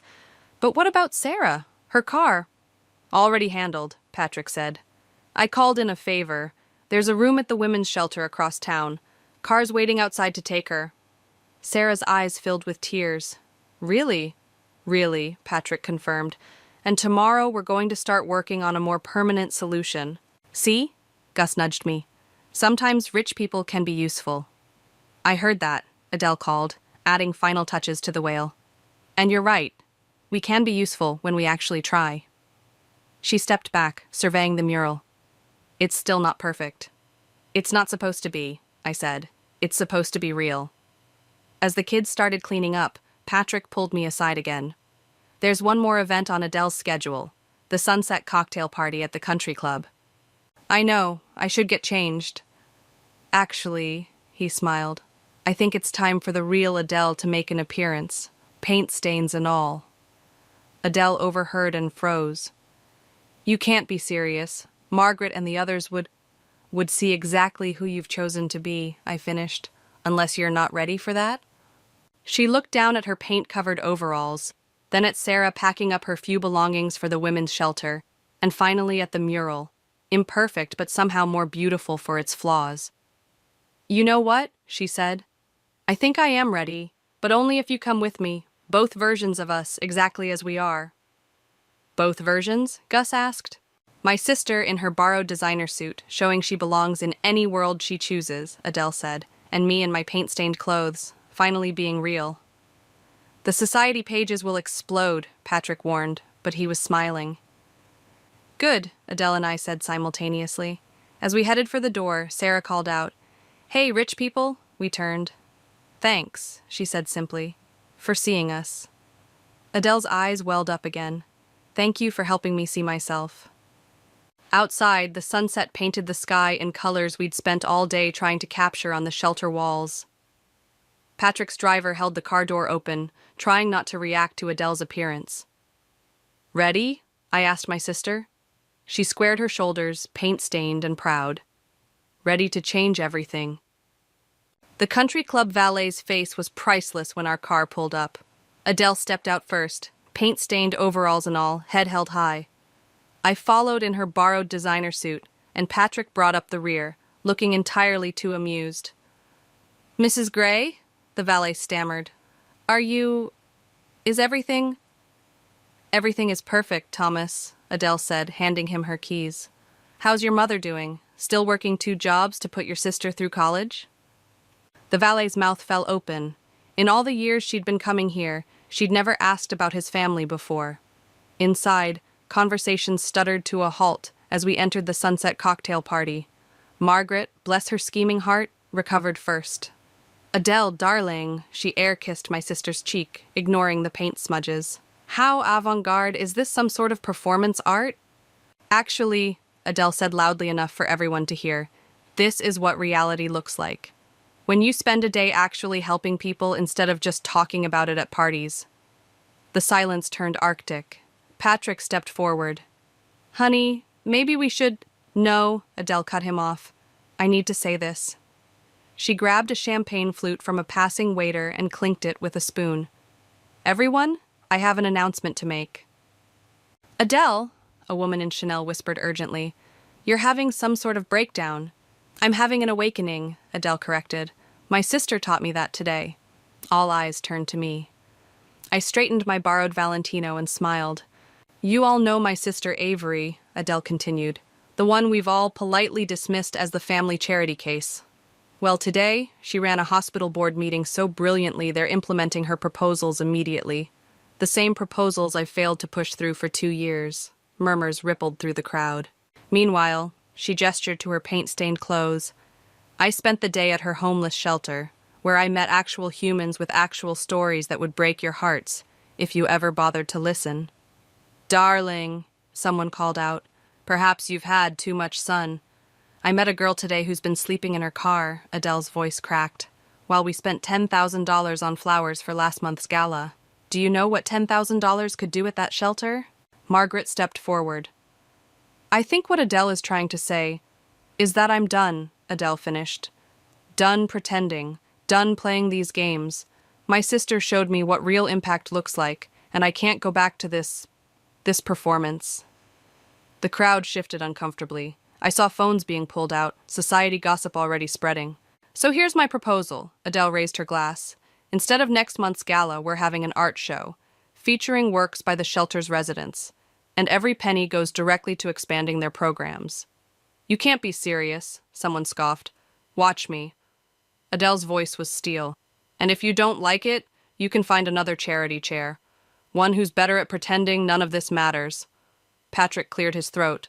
I'll match whatever we raise, dollar for dollar. As will I, Margaret added, shooting me a wink. The crowd buzzed. Money talked, even if the message made them uncomfortable. One more thing, Adele said. Avery, the hospital board wants you to join permanently, as my replacement. What? I nearly dropped my drink. You earned it, just like I need to earn my place in your world if you'll let me. Our worlds, I corrected. No more divisions.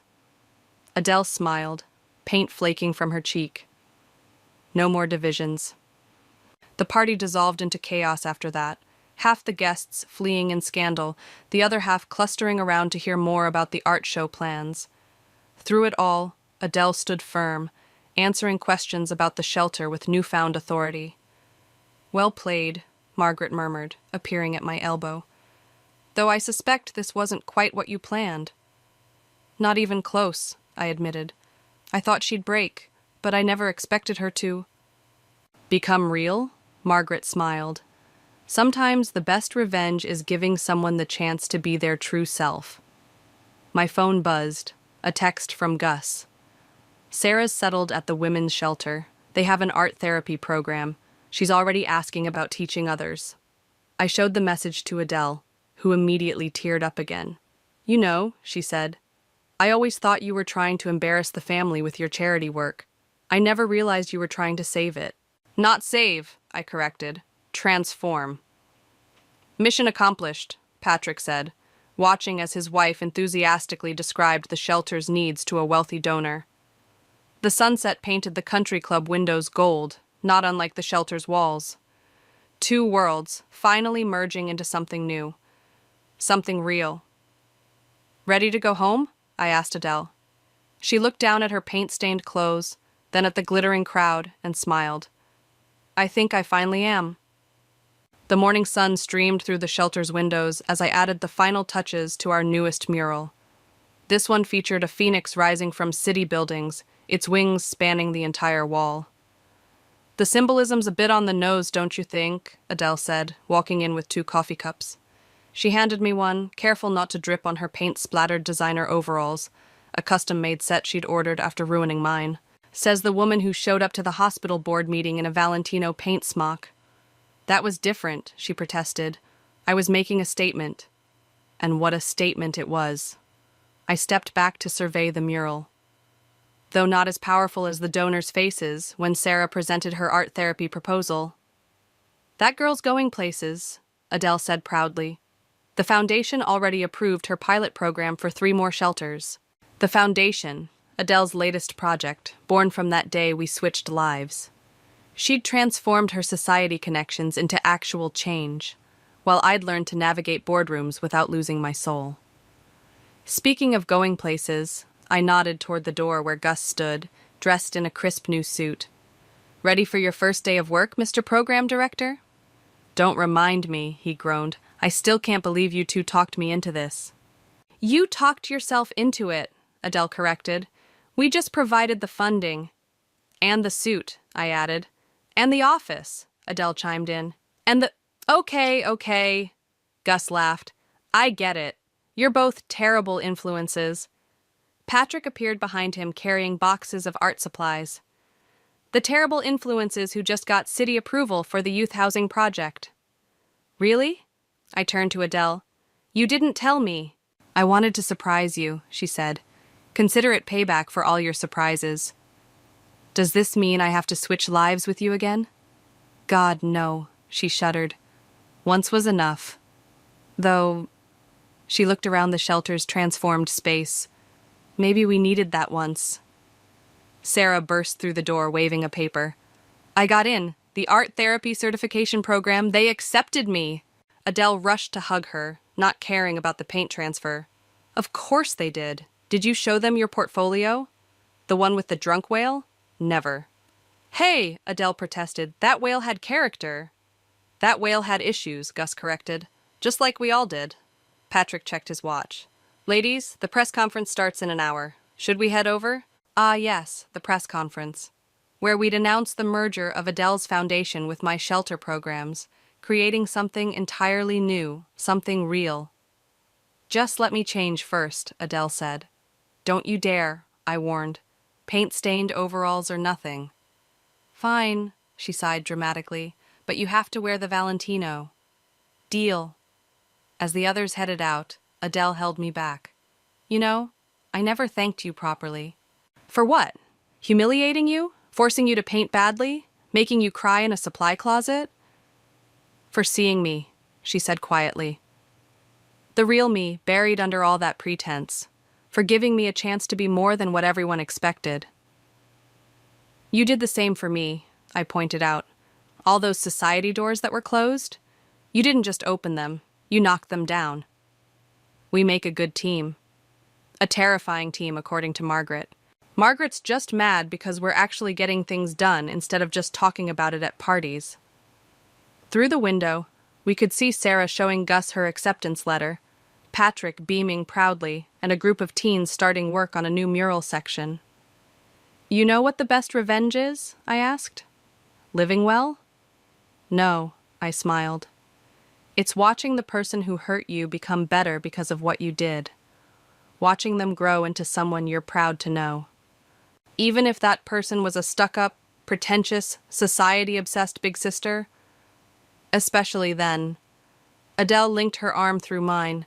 Come on, let's go scandalize some reporters with our paint-stained solidarity.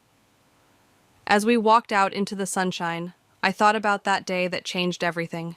About broken walls and painted whales, about sisters and second chances, about revenge that turned into redemption. Ready?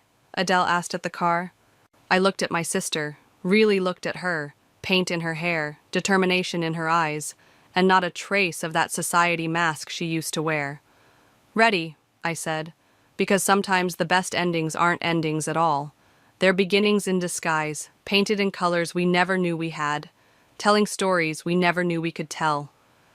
And sometimes, just sometimes, those stories turn out better than any revenge we could have planned. I stood frozen in my childhood living room, staring at the wall of family photos that had once told our story.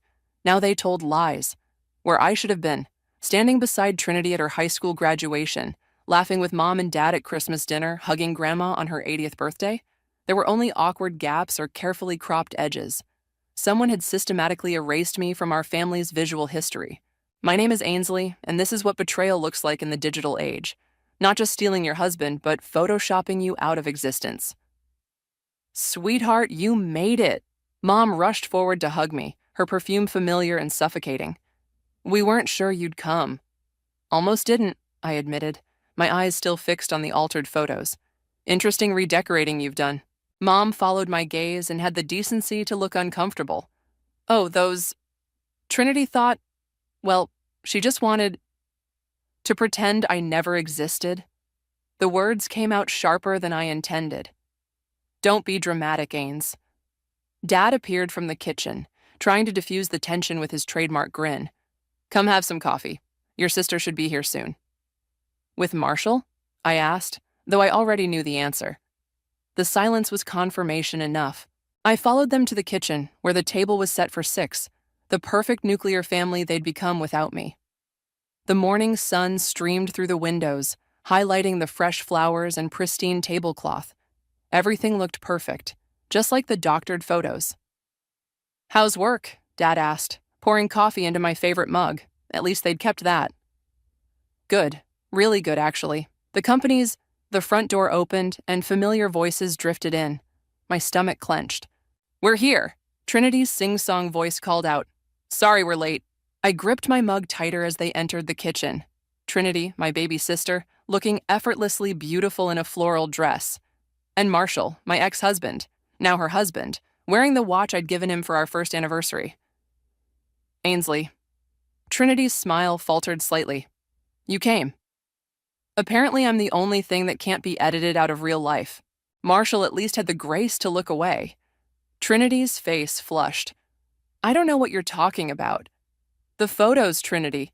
The family photos you've been systematically erasing me from. Those old things? I was just updating... Updating what? History?" I stood up, my coffee forgotten. "You can't just delete people because they're inconvenient to your narrative." "Girls," Mom interjected, "please, it's your father's birthday. Can we just have one nice family breakfast?" "Family?" I laughed, the sound hollow. "Is that what we're calling this?" "Ainsley," Marshall spoke for the first time, his voice soft. "Maybe we should..." "Don't." I held up my hand. "You lost the right to say my name when you decided my sister was a better option." Trinity stepped forward, her eyes pleading. "It wasn't like that. We never meant to..." "To what? Fall in love? Get married 6 months after my divorce? Move into the house we picked out together?" The words tumbled out, years of hurt breaking through my carefully constructed walls. "There's something you don't know," Trinity started, glancing nervously at Marshall. But before she could continue, Dad's phone buzzed. He checked it, his face growing serious. "It's about Grandma," he said quietly. The room fell silent. Some things, it seemed, could still unite us, however briefly. "What about her?" Mom asked. Dad looked up, his eyes meeting mine first, then moving to Trinity. "She's asking for both of you. Says she needs to tell you something before..." He trailed off, but we all understood. Trinity's face paled. "Both of us?" "Together," Dad confirmed. I looked at my sister, really looked at her, and saw something I hadn't noticed before. Fear. Not just of Grandma's condition, but of whatever secret was about to be revealed. "When?" I asked Dad. "Today. Now, actually, she's insisting." I grabbed my purse from the counter. "I'll drive myself." "Ainsley, wait," Trinity called after me. "We should go together." I turned back one last time, taking in the scene. My parents' worried faces, Marshall's guilty expression, Trinity's pleading eyes, and the wall of doctored photos behind them all. "Together?" I shook my head. "That word doesn't mean what it used to, Trinity. Not anymore." As I walked out, I heard Mom start to cry. But I didn't stop. Sometimes the only way forward is to walk away from the picture-perfect lie and face whatever ugly truth awaits, even if it means facing it alone. The drive to the hospital gave me time to compose myself, but walking into Lawson Industries headquarters an hour later still felt like stepping into armor. The gleaming 40-story building was my fortress, built from the ashes of betrayal. "You look like you've seen a ghost," Peyton said, falling into step beside me as I strode through the lobby. "Family breakfast went that well, huh?" "Grandma's in the hospital. And yes, breakfast was a disaster." We stepped into the elevator, and Peyton hit the button for the top floor. "Did Trinity show up with..." "Yes, and you won't believe what she's done to the family photos." The elevator doors opened to reveal our executive floor, where Lisa, my mentor and board member, was waiting. "Emergency board meeting in 10 minutes, she announced. "The Miller acquisition is falling apart." "Perfect timing," I muttered. Nothing like a corporate crisis to take my mind off family drama. "Speaking of family," Peyton said, checking her phone, "you've got an email from Trinity." I stopped walking. "Delete it." "Ainsley?" Lisa's voice was gentle but firm. "You can't keep running from this forever. Watch me." I pushed open the conference room doors, where our executive team was already assembled. "Let's talk about Miller." For the next 2 hours, I lost myself in spreadsheets and strategy. This was where I belonged, not in that suffocating house with its edited memories, but here, where success was measured in clear metrics and loyalty meant something. Impressive save, Lisa commented after the meeting, but we need to talk. I followed her into my office, Peyton close behind. The wall of windows offered a panoramic view of the city, reminding me how far I'd come from that broken woman who'd discovered her husband's betrayal 5 years ago. Trinity's email, Peyton said, pulling it up on her tablet. You should read it. I really shouldn't. It mentions Grandma, Lisa pointed out, and something about Marshall losing everything. That caught my attention. What? Peyton cleared her throat and read, Ains, I know you hate me, but Grandma's asking for both of us. There's something you need to know, and Marshall's company went bankrupt last month. He's looking for work. I'm not asking for help, just thought you should know. Please come to the hospital. Trin. I laughed, but there was no humor in it. Karma's a bitch, isn't it? Ainsley, Lisa leaned forward. Remember what I told you when you started this company? Success is the best revenge? No, I said success shouldn't be about revenge at all. It should be about proving your worth to yourself. My phone buzzed, Dad calling. I ignored it. Your sister's not the only one who can edit photos, Peyton said suddenly, pulling up our company website. Look at this. On the screen was our leadership team photo. I stood in the center, confident and powerful, nothing like the woman whose husband had left her for her sister. This is who you are now, Peyton said. Not that girl they tried to erase. My phone buzzed again. Mom this time. I silenced it. What do you think Grandma wants to tell us? I wondered aloud. Only one way to find out, Lisa replied. My computer pinged with a new email notification. The subject line made my blood run cold. Job application, Marshall. No fucking way, Peyton breathed, reading over my shoulder. He doesn't know, I realized. He has no idea this is my company. Lisa's eyes gleamed. Now that's what I call karma. Delete it, Peyton suggested. Let him wonder why he never heard back. But something stopped me. Maybe it was Grandma's mysterious summons, or maybe it was the thought of Marshall, the man who'd once promised to love me forever, desperately sending out job applications, unaware he was begging his ex-wife for employment. No, I said, opening the application. Schedule an interview. Ainsley, Peyton warned, don't do something you'll regret. Oh, I won't regret this. I forwarded the application to HR with specific instructions. Set it up for next week, and don't tell him who he's meeting with. My phone buzzed a third time. Trinity again. This time I answered. Grandma's asking for you, she said, her voice small. Please come. I looked at the job application on my screen, then at the company photo where I stood proud and undefeated. I'll be there in 20 minutes, I said, hanging up before she could respond.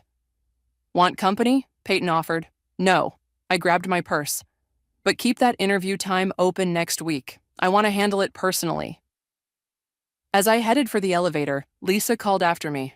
Remember, success isn't about revenge. Maybe not, but sometimes revenge is just a bonus. The hospital corridor stretched before me like a runway to confrontation.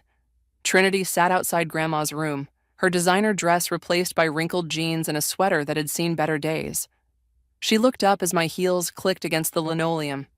You came, she said, standing quickly. I wasn't sure. I'm here for Grandma, not you. A nurse emerged from the room. She's asking for both of you, together. Trinity reached for my arm. I stepped away. Let's just get this over with, I said, pushing past her into the room. Grandma lay propped up against white pillows, looking smaller than I remembered. Her sharp eyes, though, were as alert as ever. My girls, she said, patting the bed on either side of her. Sit. We perched awkwardly on opposite edges of the bed, careful not to touch. Look at you two, Grandma shook her head, acting like strangers when you used to be inseparable. Things change, I said flatly. They sure do. Grandma reached for a worn envelope on her bedside table. That's why I need to tell you something, about your Aunt Rachel. Trinity stiffened beside me. Mom's sister, the one who died before we were born? She didn't die, Grandma said quietly. She ran away. With her sister's fiancé. The room went still. Trinity's breath caught. What? I whispered. Your mother was engaged to a man named David. Rachel was her maid of honor, her best friend. Grandma's hands trembled as she opened the envelope. 2 weeks before the wedding, they disappeared together. She pulled out an old photograph. Not edited, not perfect, just real. 2 young women smiled at the camera, arms around each other. Mom never spoke about Rachel, Trinity said, because it nearly destroyed her. Grandma's voice hardened. Until she met your father, she was a shell of herself. The betrayal broke something in her that never fully healed. I stood up abruptly. Why are you telling us this? Because history has a way of repeating itself. Grandma looked directly at Trinity. Doesn't it? Trinity burst into tears. I never wanted. Save it, I snapped. You knew exactly what you were doing. No, Trinity jumped up. You don't understand. Marshall came to me after he found out. Found out what? That's enough, a new voice said from the doorway. Mom stood there, pale but composed. Mother, what are you doing? Trying to stop these girls from making the same mistakes, Grandma replied. Before it's too late. It's already too late, I said. No. Mom stepped into the room. It's not. Rachel came back, years later after David left her for someone else. What happened? Trinity asked. I shut the door in her face.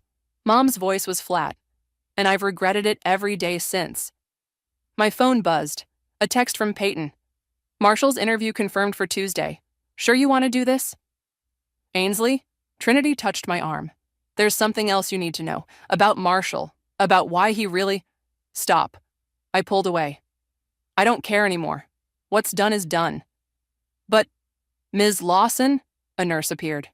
Your grandmother needs to rest now. Grandma grabbed both our hands. Promise me you'll talk. Really talk. Before it's too late. I looked at her frail form, then at the old photograph of Mom and Rachel, 2 sisters, before betrayal tore them apart. I have to go, I said, pulling my hand free. Work emergency. Always running, Mom murmured, just like I did. I paused at the door. Trinity, tell Marshall to wear his best suit on Tuesday. He'll need it. Tuesday, she frowned. What's Tuesday? His job interview. I smiled and saw Mom flinch at the expression. At Lawson Industries. Trinity's face went white. But that's... your... CEO? I finished for her. Funny how life works out, isn't it? Ainsley, please. Mom stepped forward. Don't do something you'll regret. Like what? Sleep with my sister's husband? Edit people out of photos? Or maybe just destroy someone's life for my own happiness? Like letting bitterness poison you, Grandma called from the bed. Like I watched it poison your mother for 20 years. I looked at them all, Grandma in her hospital bed, Mom with her haunted eyes, Trinity with tears streaming down her face. 3 generations of women marked by betrayal. Tuesday, I repeated, turning away. Don't let him be late. As I walked out, I heard Trinity sob. What have I done?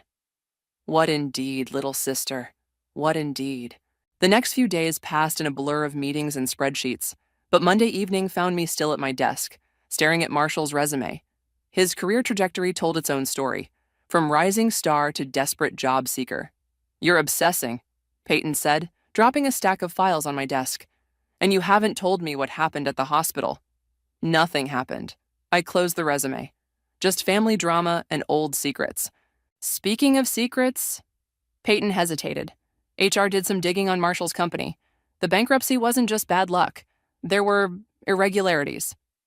My phone lit up with a text from Trinity. Please call me before tomorrow. It's important. I ignored it. What kind of irregularities? The kind that could lead to criminal charges. Peyton sat down. He's desperate, Ainsley. More than we thought. Good. Is it? She leaned forward. Because this feels less like karma and more like... My office door burst open. Mom stood there, looking determined. We need to talk, she announced. Peyton stood. I'll give you 2 some privacy. No, I said. Stay. Whatever this is, you can say it in front of my CFO. Mom closed the door behind her. Your sister told me about Marshall's interview tomorrow. And I'm here to tell you what really happened 5 years ago.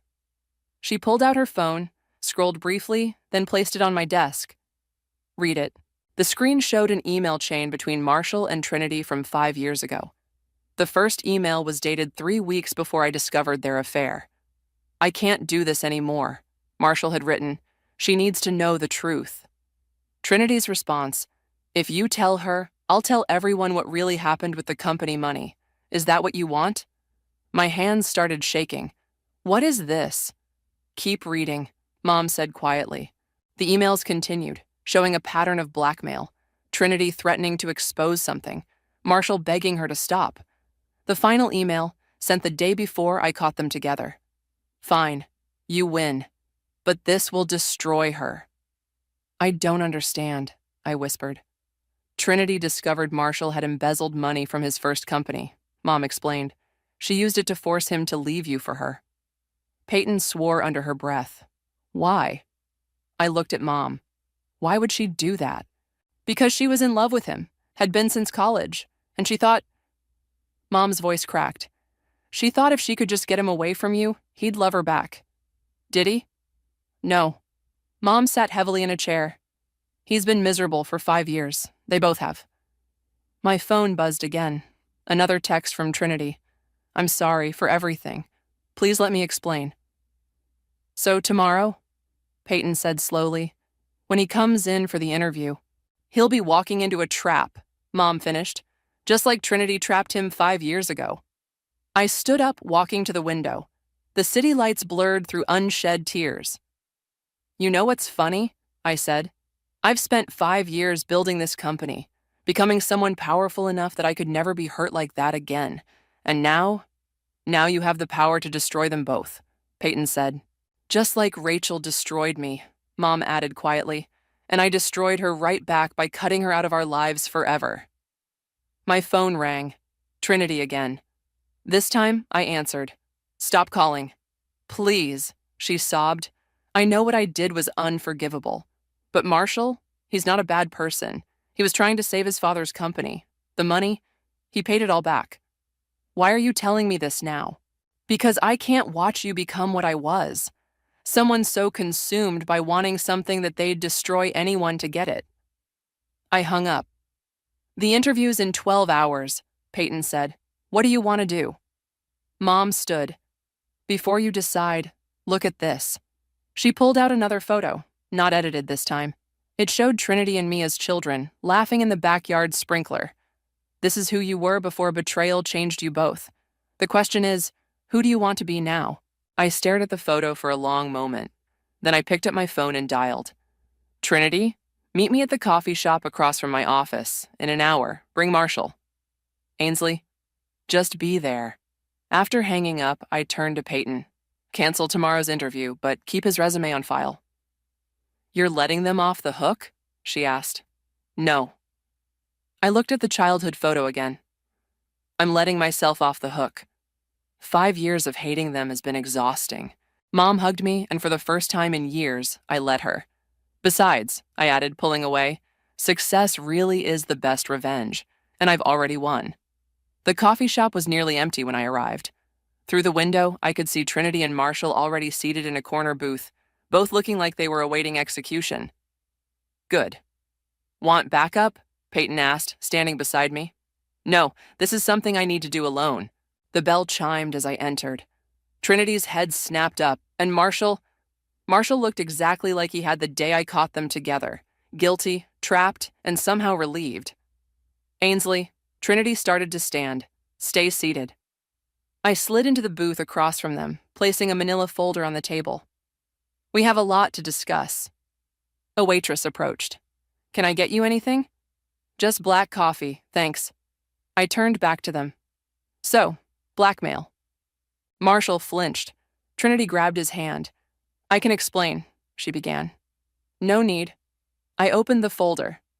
"I have the emails. Mom showed me everything." "Of course she did," Trinity whispered.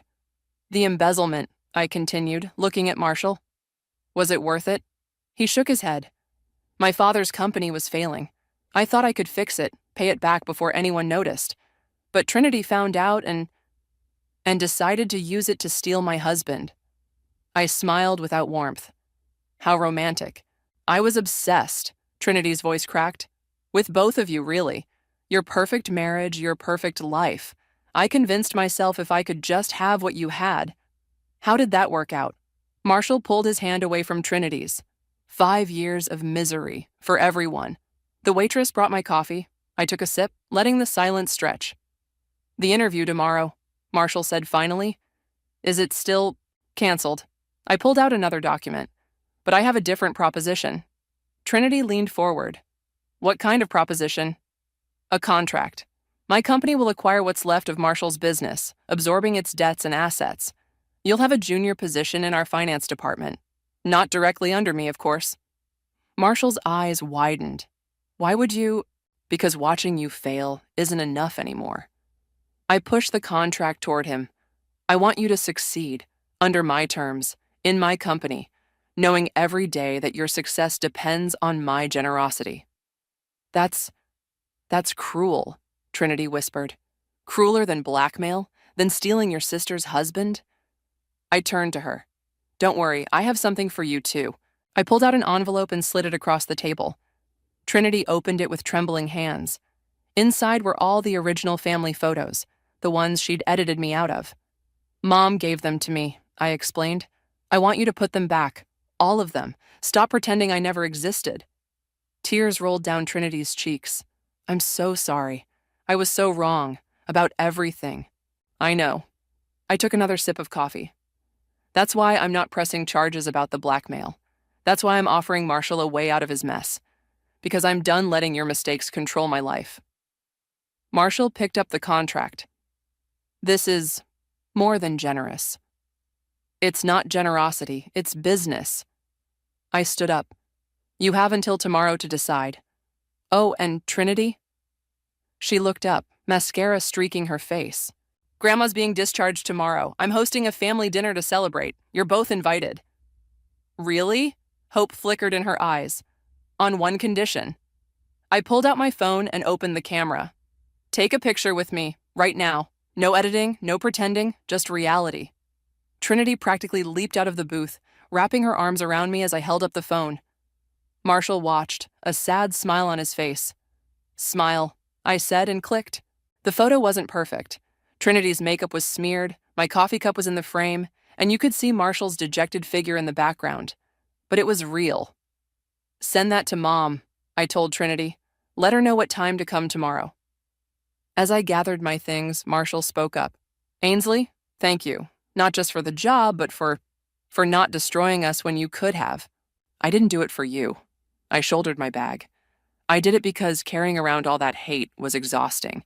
And because success isn't about revenge, it's about being better than the people who hurt you. Trinity reached for my hand. This time, I let her take it. See you tomorrow? She asked. Yeah. I squeezed her hand once, then let go. But Trinity, if you ever try to edit me out of anything again, never, she promised. I want you in every picture from now on, if you'll let me. I nodded and walked out, leaving them with their coffee, their contracts, and their consequences. Outside, the sun was setting, painting the sky in shades of redemption. My phone buzzed, a text from Mom. Proud of you. For the first time in 5 years, I was proud of me too. My kitchen buzzed with activity as I prepared for Grandma's homecoming dinner. Peyton had insisted on helping, though her idea of helping mostly involved taste testing everything and offering running commentary. You're stress cooking, she observed, sampling the sauce. 3 courses for a family dinner? I'm not stressed. I checked the oven. I just want everything to be perfect. The doorbell rang. Peyton raised an eyebrow. Showtime. Mom and Dad arrived first, carrying Grandma's favorite flowers. Then Lisa, who'd insisted on coming for moral support. Finally, the doorbell rang again. I'll get it, Peyton offered. No. I wiped my hands on a towel. I should. Trinity and Marshall stood awkwardly on my doorstep, looking like they'd rather be anywhere else. Marshall clutched a signed contract in one hand. Come in, I said, stepping aside. Everyone's in the living room. We brought wine. Trinity held up a bottle. Your favorite. You remember? I remember everything. She handed me the bottle, even the things I pretended to forget. In the living room, conversations stopped as we entered. Dad immediately launched into a story about his golf game, trying to ease the tension. Mom busied herself arranging Grandma's flowers. Lisa watched everything with keen interest. "Where's Grandma?" I asked. "Running late," Mom replied. The discharge papers took longer than expected. Marshall cleared his throat. "Ainsley, about the contract." "Not now," I cut him off. "Let's just get through dinner first." The doorbell rang again. This time, Dad went to answer it. Moments later, he returned with Grandma in a wheelchair, looking frail but determined. "Well," she announced, surveying the room, "this is quite a gathering." "Welcome home, Grandma," Trinity and I said simultaneously, then looked at each other in surprise. "That's more like it," Grandma smiled. "Now, someone help me to the table. I smell something delicious." As everyone moved toward the dining room, Marshall hung back. "The contract," he said quietly. "I signed it. We'll discuss it at the office on Monday." "Thank you," he said, "for giving me a chance to make things right." "Don't thank me yet." I met his eyes. "Prove yourself first."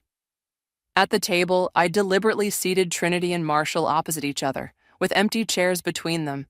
Some boundaries needed to stay in place. "Before we eat," Grandma announced, "I have something to say." She pulled out an old envelope, different from the one at the hospital.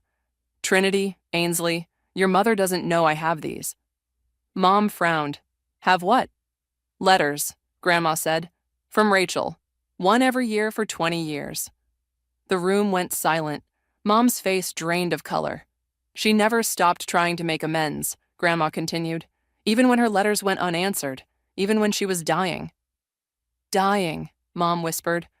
"She passed last month." Grandma placed the envelope on the table. "Her last letter arrived yesterday. It's for you, Vienna." Mom's hands shook as she reached for the envelope. "Read it," Grandma urged, "before it's too late for anything but regret." As Mom opened the letter, Trinity reached across the table toward me. "I won't wait 20 years, she said. "I won't stop trying to make this right." "Neither will I," Marshall added quietly. "Dear Vienna," Mom read aloud, her voice trembling. "By the time you read this, I'll be gone. I've spent 20 years trying to tell you how sorry I am, how the guilt of what I did has haunted every day of my life." I watched Mom read, saw the tears rolling down her cheeks, noticed how Dad held her hand tighter with each word. Across the table, Trinity was crying too. Even Marshall looked affected. "Life's too short for unfinished business," Grandma said when Mom finished reading. "Too short for edited photos and unspoken words." "To new beginnings," Lisa raised her glass. "And old memories," Peyton added. I looked around my table, at my sister who'd betrayed me, my ex-husband who'd broken my heart, my mother who'd carried her own pain for decades, and my grandmother who'd orchestrated this whole reconciliation. "To family," I said finally. "Complicated as it is." Trinity smiled through her tears. "Even the parts we tried to edit out?" "Especially those parts." I raised my glass. "Because they're what make the story real." As everyone clinked glasses, my phone buzzed with a work email. For the first time in 5 years, I ignored it. Some moments couldn't be edited, scheduled, or controlled. They just had to be lived. "Now," Grandma declared, "let's eat before Ainsley's masterpiece gets cold. And tomorrow we're putting all the photos back on the wall, every single one." Trinity caught my eye and nodded. Sometimes the hardest pictures to face were the ones that told the truth. Monday morning arrived with a strange mix of anticipation and dread. Marshall's first day at Lawson Industries. I'd barely settled into my office when Peyton burst in. "We have a problem," she announced. "The Miller acquisition? They're backing out." "What? Why?" "Someone leaked information about Marshall joining the company. Given his history..." My phone rang. Trinity. "Not now," I told Peyton, answering the call. "Trinity?" "Turn on the financial news," she said breathlessly. "Now." I grabbed the remote, switching on the office TV. The headline scrolled across the bottom. "Lawson Industries under scrutiny. CEO hires disgraced ex-husband." "Shit," Peyton muttered. The reporter's voice filled the room. "Sources suggest Marshall Norris, known for his controversial departure from his previous company, has been hired by his ex-wife, Ainsley Lawson. This raises questions about the company's judgment and financial stability." I'm so sorry. Trinity's voice cracked. This is all my fault. If I hadn't blackmailed him... Get Marshall up here, I told Peyton. Now. He arrived looking shell-shocked, clutching a newspaper. Ainsley, Save it. I muted the TV. We need to get ahead of this. Lisa strode in, followed by 2 other board members. Emergency meeting in 5 minutes. The shareholders are panicking. Wait. Trinity's voice came through the phone's speaker. I can fix this. How? I demanded. By telling the truth. All of it. Let me come down there. 20 minutes later, we sat in the conference room. Me, Marshall, Trinity, the board members, and our PR team. The stock was falling by the minute. Here's what we know, our PR director said. The story's gone viral. We need a statement immediately. Trinity stood up. Let me make the statement. Absolutely not. Lisa objected. Yes, I said quietly. Let her speak. Trinity squared her shoulders. I'll confess to the blackmail. Explain how I forced Marshall to leave Ainsley, how he'd already paid back the money he borrowed before I ever found out about it. That could ruin you, Marshall protested. I ruined enough already. She turned to the PR team.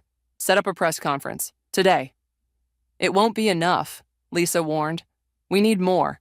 Then I'll give them more. I stood up. We'll both speak. Show them how we're moving forward. Redemption sells better than scandal. An hour later, we faced a room full of reporters. Camera flashes exploded as Trinity stepped up to the microphone. 5 years ago, I committed an act of betrayal, she began. I blackmailed Marshall Norris into leaving my sister, using information about a loan he'd already repaid. The room erupted with questions. Trinity held up her hand. Let me finish. This isn't about Marshall's past mistakes. It's about mine. About how jealousy and obsession led me to destroy my sister's marriage and nearly destroy a good man's reputation. I stepped forward then, taking my place beside her. Lawson Industries stands for second chances, I said clearly. We believe in redemption, in learning from past mistakes. Marshall Norris paid back every penny he borrowed. He's paid for his mistakes, and now he's been given an opportunity to prove himself again. Under your supervision? A reporter called out. Your ex-husband? Under the supervision of our board and our shareholders, I corrected, with full transparency and accountability. And what about your sister? Another asked. How can you work with a woman who betrayed you? Trinity grabbed my hand. I let her. Because holding on to hate hurts the person holding it most, I said. Because sometimes the bravest thing you can do is forgive. Even when it's not deserved, someone shouted. Especially then. I squeezed Trinity's hand. That's what makes it brave. The press conference ended with our stock stabilizing. As reporters filed out, Marshall approached us. Thank you, he said. Both of you. I don't deserve... No, Trinity cut him off. You don't. Neither do I. But that's not the point anymore, is it? The point, I added, is what we do next. My phone buzzed, a text from Grandma. Watching the news. Proud of my girls. Trinity peeked at the message and smiled tearfully. Still want those family photos back on the wall? Every single one, I nodded. Even the messy ones. Especially the messy ones. As we left the conference room, Peyton caught up with us. Miller called. They're back in. Said something about admiring a company that faces its problems head on. See? Trinity nudged me. Sometimes the truth sets everyone free. I looked at my sister, really looked at her, and saw something I hadn't noticed before. Hope. Not just for forgiveness, but for something better. Something real. Maybe that's what redemption really looks like. Not perfect photos on a wall, but messy moments of truth, captured in all their complicated glory. The ladder wobbled as I climbed, clutching the last family photo to be rehung. Careful, Trinity called from below. That's the only original we have of Grandma's 80th. Then maybe you shouldn't have edited the copies, I teased, carefully placing the frame. Too soon? She handed me another nail. Just soon enough. We'd spent the afternoon restoring photos to Mom and Dad's walls, each picture a small step toward healing. Now only this last one remained, the 4 of us at Grandma's birthday, before everything fell apart. The doorbell rang. That'll be Marshall with the contracts, Trinity said. I'll get it. I climbed down as voices drifted in from the foyer. Marshall, but also Mom, Dad, and Grandma. Perfect timing, Grandma announced, wheeling herself in. I wanted everyone here for this. She held up an envelope. Not the ones from before, but something new. More letters? Mom asked. No. Grandma pulled out a photograph I'd never seen before. This was taken the day Rachel came back to apologize. The day I let her in, even though Vienna wouldn't. The photo showed a younger grandma hugging a woman who could have been Mom's twin. I kept it hidden, Grandma continued, because looking at it hurt too much. But pain hidden doesn't hurt less, it just hurts longer. Marshall shifted uncomfortably. Maybe I should go. Stay, I said. You're part of this story too, the good and the bad. Speaking of which, he pulled out a stack of papers. The Miller contracts are ready. We just need your signature. I took the contracts, but didn't open them. Before I sign, I need to know something. Why did you really take that money from your first company? He glanced at Trinity, who nodded encouragingly. My father was dying, he said quietly. The experimental treatment wasn't covered by insurance. I thought I could save him and the company. I was wrong about both. Why didn't you tell me? Because I was ashamed. Because you would have helped, and I wanted to fix it myself. He laughed bitterly. Instead, I lost everything, including you.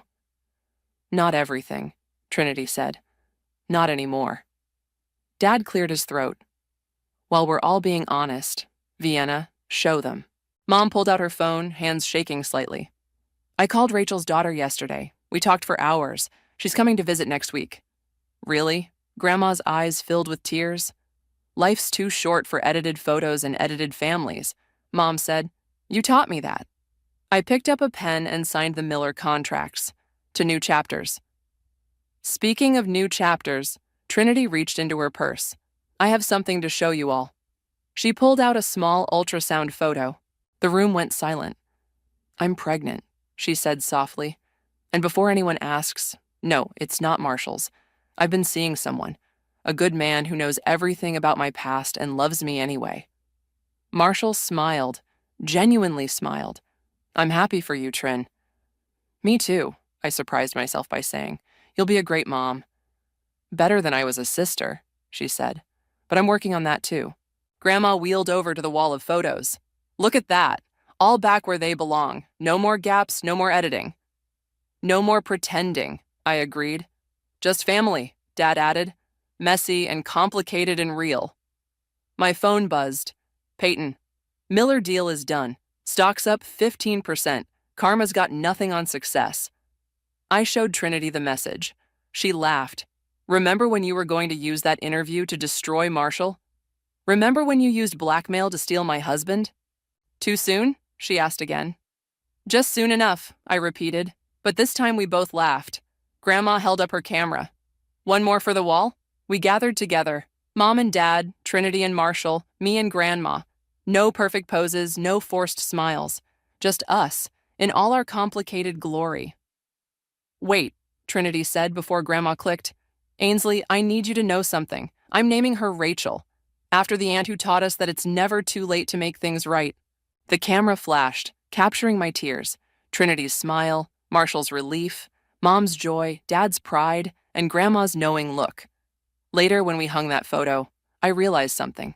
Sometimes the most beautiful pictures aren't the perfect ones. They're the ones that show us exactly as we are, healing, hoping, and finally whole. Look at us, Trinity whispered, standing beside me. Yeah, I said. Look at us now. The wall of photos told our story. Not the edited version, but the real one. With all its flaws and failures, all its redemption and hope. Just like family should be. I stood in front of the floor-length mirror, adjusting my silk dress one last time. The mother of the groom dress I'd spent weeks choosing suddenly felt like a costume. My hands trembled as I smoothed down the fabric, remembering how Natalia had sneered when I mentioned I'd be wearing navy blue. How appropriate, she'd said, her voice dripping with disdain. I'm Kendall, and today my stepson is getting married. For 15 years, I've been more of a mother to him than his birth mother ever was, but you wouldn't know it from the wedding preparations. 5 minutes until the ceremony. The wedding coordinator's voice echoed through the church hallway. I took a deep breath and stepped out of the powder room. The familiar scent of lilies filled the air. Natalia's choice, of course. She'd steamrolled over Bianca's preference for simple wildflowers, just like she'd done with every other wedding decision. Kendall, Jade, my best friend, hurried toward me in her burgundy bridesmaid dress.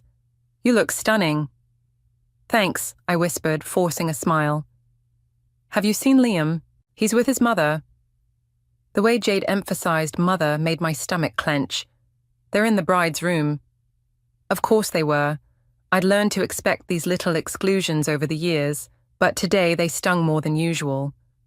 I made my way to the ceremony, taking my assigned seat in the second row. Shane, my husband, squeezed my hand as I sat down. "You okay?" he murmured.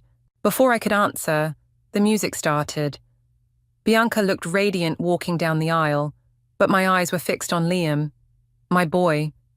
The same kid who'd crawl into my bed during thunderstorms, who'd helped me in my first restaurant's kitchen, who'd called me Mom until Natalia put a stop to it. The ceremony was beautiful, despite Natalia's theatrical sniffling from the front row. Everything went perfectly until the reception. I should have known something was wrong when Liam avoided my gaze during the family photos. When the photographer called for mother and son shots, Natalia practically sprinted forward, shooting me a triumphant look. "Actually," I said, stepping forward, "maybe we could do one with both." "Mom's fine," Liam cut in, his voice sharp. "Just Mom." The silence that followed was deafening. I felt every eye in the room on me as I stepped back, my cheeks burning. But that was just the beginning. During the reception, I watched Liam approach the microphone for his speech. My heart swelled with pride, remembering the nervous teenager who'd once been terrified of public speaking. "I want to thank everyone for being here today," he began, his voice strong and clear. "Especially my mother, who's always been there for me, who's shaped me into the man I am today." I smiled, touched until I realized he was looking directly at Natalia. "And I need to address something," he continued. "There's been some confusion over the years, but I want to make it clear. I have one mother, and that's Natalia Peters. Kendall might be married to my father, but she's not my mother. She never was, and she never will be." The champagne glass nearly slipped from my fingers. Across the room, Natalia was beaming, tears streaming down her face. Shane's hand found mine under the table, but I pulled away. "I'm sorry if that hurts anyone's feelings," Liam added, not sounding sorry at all. "But it's time to set the record straight." Jade reached for me, but I was already standing. The room spun as I made my way to the exit, past the whispers and stares. Behind me, I heard Bianca calling Liam's name in a shocked tone, but I couldn't stop. In the hallway, I ran into Helen, Shane's sister. She caught my arm as I stumbled past. "Kendall, wait," she said, her eyes fierce. "There's something you need to know." "Not now, Helen," I choked out. "Yes, now." Her grip tightened. "You think you know this family. You don't know anything. But I do. I know why Natalia's always been so threatened by you. Why she's poisoned Liam against you all these years." I tried to pull away, but her next words froze me in place. What would precious Natalia do if everyone knew the truth about Liam's real father? The world stopped spinning. I stared at Helen, my heart pounding in my ears. "What are you talking about?" Helen's smile was sharp as broken glass. "Meet me tomorrow. I'll tell you everything." I watched her walk away, my mind racing. Behind me, the reception continued, music and laughter spilling into the hallway. 15 years of love and sacrifice, thrown back in my face. But now, for the first time, I had a chance to fight back. The question was, how far was I willing to go? The morning after the wedding, I sat across from Helen at my empty restaurant, watching her stir her third spoonful of sugar into her coffee.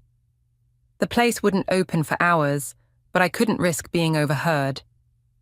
"You're probably wondering why I never said anything before," Helen said, tapping her spoon against the rim of her cup. "I'm wondering if you're just trying to stir up trouble," I replied. "You haven't exactly been a stable presence in this family." Helen laughed, but there was no humor in it. "That's what they want everyone to think, isn't it? Crazy, Helen. The family embarrassment. Did Shane ever tell you why I stopped coming to family events?" I shook my head. Shane rarely talked about his sister. "It was right after Liam was born. I caught Natalia with..." She paused, taking a sip of coffee. Well, let's just say she wasn't with Shane. That doesn't prove anything, I said, but my hands were shaking as I remembered my first introduction to this family. Remember when you first started dating Shane? Helen asked, as if reading my mind. How Natalia suddenly started showing up at every family dinner every weekend? I did remember. It had been 12 years ago, but the memories were crystal clear. You brought homemade lasagna to that first dinner, Helen continued. Natalia took one look at it and said, "We don't eat peasant food in this house," I finished. Then she ordered takeout from that expensive Italian place. She was marking her territory. She knew you were different. You actually cared about Liam, not just appearances. A knock at the restaurant's window made us both jump. It was Jade, right on time. I'd asked her to come. I needed a witness I could trust. "Sorry I'm late," Jade said as I let her in. Traffic was, "Helen, what are you doing here?" "Telling truths that should have been told years ago," Helen replied. Jade looked at me questioningly as she sat down. I nodded, silently asking her to listen. "I have proof," Helen said, pulling out her phone. "Emails, text messages, photos." Natalia wasn't as careful back then as she thought. She slid the phone across the table. The timestamps on the messages were from 25 years ago, but the content made my stomach turn. "That's not all," Helen continued. "Remember last Christmas, when Liam had that health scare?" I did. He'd needed a blood transfusion after a car accident. Shane hadn't been a match. "The doctors said that happens sometimes," I said weakly. "It happens when the father isn't the father," Helen corrected. "Shane knows. He's always known. Why do you think he drinks so much at family functions?" "If this is true," Jade interrupted, "why tell Kendall now?" Helen's face softened. "Because I watched you yesterday, Kendall. I watched you love that boy for 15 years. I watched you show up to every game, every graduation, every milestone. I watched you build this restaurant from nothing while Natalia used her family's money to tear you down. And yesterday, I watched that kid break your heart because his mother poisoned him against you." Tears burned in my eyes. "He was only 10 when I married Shane. He used to..." I swallowed hard. "He used to call me Mom when Natalia wasn't around." "Until she found out," Helen finished. "Then suddenly you were just Kendall, or my dad's wife." "I remember that summer," Jade said quietly. "You cried for days." "Natalia's been so afraid of losing her grip on Liam that she spent years making sure you could never threaten her position," Helen said. "But she's the fraud, not you." My phone buzzed. A text from Shane. "Where are you? We need to talk about yesterday." "What am I supposed to do with this information?" I asked, my voice barely a whisper. "That's up to you," Helen said, standing. "But remember, Natalia's power comes from appearances, and now you know what's behind them." After Helen left, Jade moved to sit beside me. "Are you okay?" "No," I admitted. "I keep thinking about all the times Natalia called me an outsider, a gold digger, all the times she told Liam I was trying to replace her. She knew the whole time she was the one living a lie." "What are you going to do?" I looked at my phone, at Shane's message waiting for a response, at the wedding photos already popping up on social media, showing the perfect family moment when Liam had publicly rejected me. "I don't know," I said, "but I'm done being the villain in their story." Jade squeezed my hand. "Whatever you decide, I'm here." I nodded, thinking of the way Liam had looked at me yesterday, with such practiced disdain, thinking of all the years Natalia had spent crafting that moment. "Helen's right about one thing," I said finally. "This family runs on appearances. Maybe it's time someone shattered them." My phone buzzed again. Another text from Shane. "Natalia's asking about you. Says she wants to clear the air." I bet she does, I thought, closing my eyes. After all these years of playing by their rules, maybe it was time to write my own. I sat in my car outside Natalia's sprawling mansion. Helen's phone clutched in my hand. She'd given it to me before leaving the restaurant, saying I might need the evidence.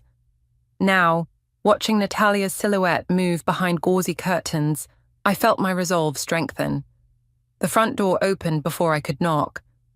Natalia stood there in a cream-colored cashmere sweater. perfect makeup hiding any signs of yesterday's celebrations. "Kendall," she said, her voice honey-sweet, "I'm so glad you came." I followed her into the living room, where Shane sat nursing what looked like scotch, at 2 in the afternoon. "Darling," he said, standing awkwardly, "we've been worried." "Have you?" I kept my voice neutral. "That's interesting." Natalia perched on the edge of her designer sofa. "About yesterday. I know Liam's speech must have hurt you, but you have to understand." "Oh, I understand plenty," I cut in. "In fact, I had a fascinating conversation with Helen this morning." The glass in Shane's hand trembled slightly. Natalia's smile froze. "Helen?" she said. "I wasn't aware she was in town." "She never left. She's been watching this family's performance for years." I pulled out Helen's phone. She kept excellent records. Shane set his glass down hard enough to slosh liquid over the rim. "Whatever Helen told you, is it true?" I turned to face my husband. "Did you know? All this time, did you know Liam wasn't yours?" The silence that followed was deafening. Natalia's face had gone chalk white. "Those are dangerous accusations," she finally said, but her voice shook. "Answer me, Shane." He wouldn't meet my eyes. "It was complicated." "Complicated?" I laughed, the sound harsh even to my own ears. "Was it complicated when you watched me try to be a mother to your son for 15 years? Was it complicated when you let Natalia tear me down again and again, knowing she was living a lie?" "You don't understand," Natalia started. "Show me the messages, or I'll show them to everyone else." I held up Helen's phone. "Your choice." Natalia's composure cracked. "Fine. Yes, okay. Michael was... We were in love, but he was married, and my family would have cut me off if they knew. Shane agreed to help. For a price, I guessed, looking at my husband. What did they offer you? Money? Status?" Shane took another drink. "Her father got me the partnership at the firm." The pieces clicked into place. The country club membership, the sudden promotion, the way Shane had always deferred to Natalia's family. "Does Liam know?" "Of course not," Natalia snapped. "And he never will. It would destroy him." "Like you destroyed me yesterday?" I stood up. "Like you've been destroying me for years?" "That was different," she protested. "I had to protect my relationship with my son, by making him hate me, by turning every act of love I showed him into something sinister." "Please," Shane said, finally finding his voice. "Think about what this would do to Liam, to the family." "Family?" I turned on him. "You mean the family that stood by while your son humiliated me at his wedding? The family that's been living a lie for 25 years? "What do you want?" Natalia asked, her voice small. I pulled out my phone and played the recording of our entire conversation. Natalia's face went from white to grey. "You recorded us." "I learned from the best," I said. "You taught me all about protecting myself, remember?" "Name your price," she whispered. "I don't want your money." I walked to the door, then turned back. "I want you to remember this moment. Remember that I know. Remember that every time you try to hurt me or push me out, I have the power to bring everything crashing down." "You wouldn't," Shane said. "Think about Liam." "I have thought about Liam. For 15 years, he's all I've thought about." I met Natalia's eyes. "The question is, have you? Have you thought about what your lies have done to him? Or were you too busy protecting your own image?" I left them there. Natalia collapsed on her sofa, Shane standing helplessly beside her. In my car, my hands shook as I called Jade. "How did it go?" she asked. "It's true, all of it." I started the engine. They admitted everything. "Are you going to tell Liam?" I thought about his face at the wedding, the carefully crafted disdain. Thought about all the years of manipulation that had created that moment. "I don't know yet," I said honestly, "but I'm done being their victim." As I drove away from Natalia's perfect house, with its perfect facade, hiding decades of lies, I felt something I hadn't felt in years. Power. The question was, what would I do with it? Shane was waiting in our kitchen when I got home. A half-empty bottle of scotch on the counter. His tie was loose, his hair disheveled. A far cry from the polished lawyer everyone else saw. "We need to talk," he said. "Now you want to talk?" I grabbed a wine glass from the cabinet. 15 years of watching me try to be a mother to your son. Sorry, Natalia's son, and now you want to talk. I know I should have told you. Should have?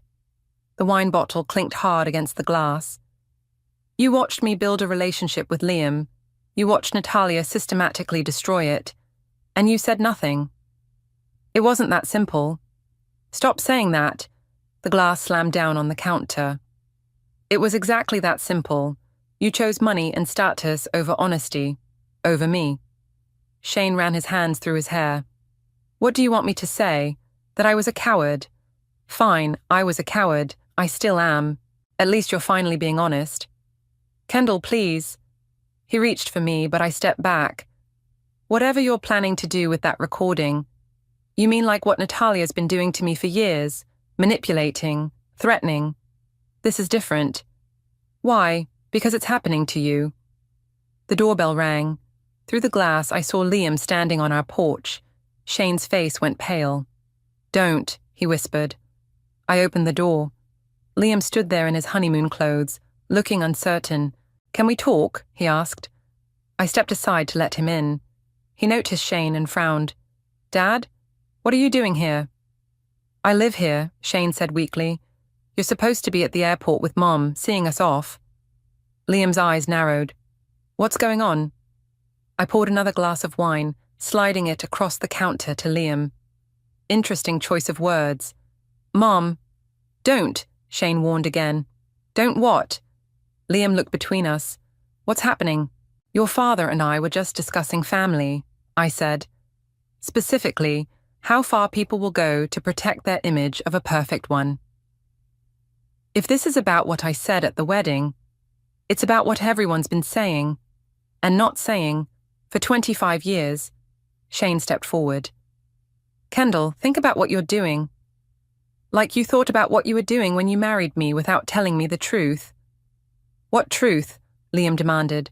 The moment hung there, heavy with 2 decades of lies. I looked at Liam, really looked at him. The shape of his eyes, the set of his jaw. None of it was Shane's. Your mother came to see me today, I said finally, to clear the air about the wedding.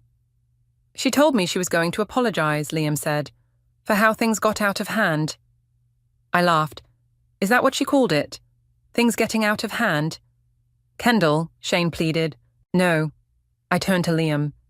You want to know why your mother has spent 15 years making sure you never got too close to me?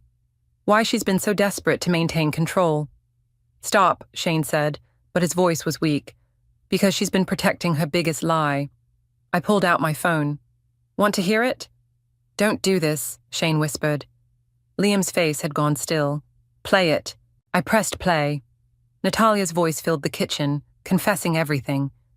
Shane's face crumpled as his own voice joined in, admitting to the decades-long deception. When it finished, Liam didn't move, didn't speak, just stared at his glass of wine. Liam, Shane started. Don't. Liam's voice was ice. Don't touch me. Don't speak to me. Your mother. Which one? Liam laughed, a horrible broken sound. The one who's been lying to me my whole life, or the one I publicly humiliated because the first one told me to? He turned to me, his eyes bright with unshed tears. Did you know? Before today? Helen told me this morning. Helen. He shook his head. The crazy aunt who isn't actually my aunt. Because nothing in my life is what I thought it was. Son. Shane reached for him. I said, don't touch me. Liam knocked the wine glass over, red liquid spreading across the counter like blood. I need to. He stumbled toward the door. I started to follow, but he held up his hand. Don't. Please, I need time. The door slammed behind him. Shane slumped against the counter, looking older than I'd ever seen him. Are you happy now? He asked. Happy? I stared at the spilled wine. No, but at least I'm not lying anymore. My phone buzzed. Natalia calling. I declined it, watching as text messages started flooding in. Threats, probably. Please. Too little. Too late. He'll never forgive any of us, Shane said. Maybe not, I agreed, but at least now he can make that choice based on the truth. I left Shane in the kitchen with his scotch and guilt, heading upstairs to pack a bag. I couldn't stay here tonight, watching the family I thought I had dissolve in a pool of decades-old lies. The truth was out. Now we all had to live with the consequences. 3 days after the revelation, I was wiping down tables at my restaurant when Bianca walked in. She looked exhausted, still in her honeymoon clothes. We came back early, she said, sliding into a booth. Liam couldn't pretend everything was normal. I poured her a cup of coffee. How is he? Destroyed. She wrapped her hands around the mug. He spent 2 days just staring at old family photos, like he was trying to see the lies in them. I'm sorry. Are you? Her eyes met mine. Really? I'm sorry he's hurting. I'm not sorry for telling the truth. Jade emerged from the kitchen, stopping short when she saw Bianca. Oh, I'll come back. Stay, Bianca said. I actually wanted to talk to both of you. Jade sat beside me, her hand finding mine under the table. Natalia showed up at our hotel this morning, Bianca continued. She was different, broken. She told Liam everything. Everything? About Michael, his real father, about the arrangement with Shane, about how she's been... Bianca paused, choosing her words carefully, manipulating things, with you. My throat tightened. Did she tell him why? She said she was terrified of losing him, that watching you become his mother figure made her crazy with jealousy. Bianca took a sip of coffee. She admitted to poisoning him against you, said she'd been doing it since you married Shane. I knew that part, I said quietly. But did you know Liam used to cry himself to sleep after she told him he couldn't call you Mom anymore? That she threatened to send him to boarding school if he got too close to you? The pain was fresh again, sharp as broken glass. No. He told me everything last night. How much he loved you, how confused he was when his mother kept telling him you were trying to steal him away. Bianca's voice cracked. He said the wedding speech was her idea. She told him it would prove his loyalty once and for all. Jesus, Jade whispered. Where is he now? I asked. At Helen's, actually. She's been helpful, filling in the blanks. My phone buzzed. Another text from Shane. I'd been staying at Jade's, ignoring his messages. He's been calling Liam too, Bianca said, noticing. Liam won't answer. Can you blame him? No. She straightened up. But that's not why I'm here. The wedding reception, the real one, is tomorrow night. I blinked. What? The country club event. The one Natalia planned for all their society friends who couldn't make it to the actual wedding. Her smile was bitter. She's been reminding everyone about it all year. Surely she's cancelling it. She can't. Too many important people coming. Family reputation to maintain. Bianca's voice dripped sarcasm. But Liam wants you there. Me? Why? Because he's giving a speech, a real one this time. She stood up, dropping a business card on the table. That's the address, 7 o'clock. Bianca, I called as she reached the door. Why are you doing this? She turned back. Because I love him, and because I've spent the last 3 days watching him realize his whole life was built on lies, except for you. You were the only real thing in it. After she left, Jade picked up the business card. Are you going? I don't know. I stared at my phone, at Shane's unanswered messages. Should I? What does your heart say? My heart? I laughed humorlessly. My heart is still trying to process everything. Then process this, Jade said firmly.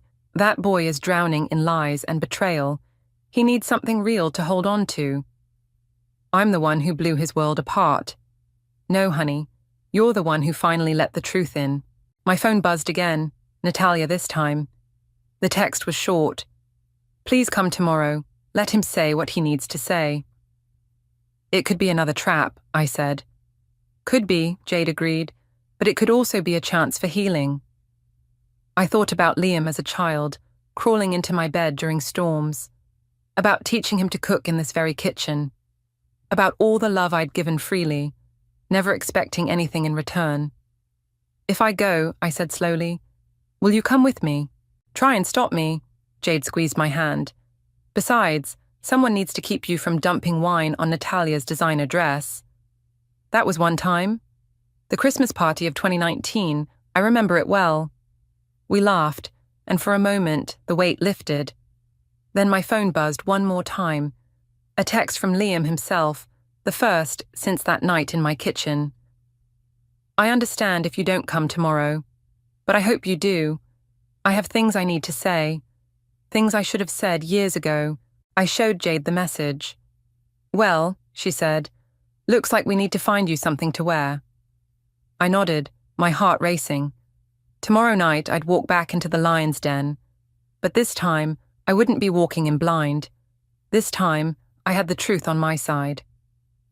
The country club ballroom sparkled with crystal chandeliers and old money. Jade and I stood at the entrance, my heart pounding beneath my emerald silk dress. "You can still back out," Jade whispered. "No," I said, watching Natalia flit between guests in a designer gown. "I can't." We made our way inside. The whispers started immediately. The society wives who'd witnessed my humiliation at the wedding couldn't believe I'd shown my face again. "Kendall." Helen appeared beside me, champagne in hand. "You came. Is Liam here?" "Getting ready in the library. He's—" She paused. "Different. Stronger, maybe." Shane materialized from the crowd, stopping short when he saw me. He looked haggard, his usual polish dulled by days of guilt and scotch. "You look beautiful," he said quietly. "Don't," I warned. "Kendall, please, we need to—" "Ladies and gentlemen," the event coordinator's voice cut through the tension, "please take your seats for dinner." I ended up at a table with Jade and Helen, as far from Shane as possible. Natalia sat at the head table, her perfect mask showing cracks around the edges. Bianca sat beside her, back straight, eyes forward. "Where's Liam?" someone whispered loudly. As if on cue, he appeared at the microphone. The room fell silent. "I know you're all expecting another wedding speech," he began, his voice steady. "But this isn't that kind of night." Natalia's champagne glass froze halfway to her lips. 3 days ago, I learned that my entire life was built on lies. His words cut through the room like a knife. I learned that the man I called father isn't my biological father, that my mother orchestrated a decades-long deception to maintain her social standing. Gasps rippled through the crowd. Shane stared at his plate. Natalia's face had gone white. "But that's not the worst part," Liam continued.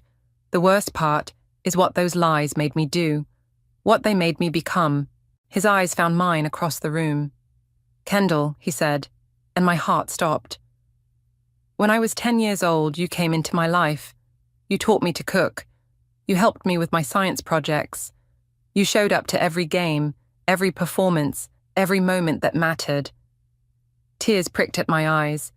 "And I repaid that love with cruelty," his voice cracked, "because my mother, my biological mother, convinced me that your love was a threat, that I had to choose between you and her." Natalia stood up, swaying slightly. "Liam, please." "No, Mom, you don't get to stop this, not anymore." He turned back to me. "At my wedding, I said things that can never be unsaid. I hurt you in ways I can never fully repair. And I did it because I was too weak, too afraid to stand up to the lies I'd been fed my whole life." The room was dead silent now, every eye either on Liam or me. "I don't expect forgiveness," he continued. "I don't deserve it.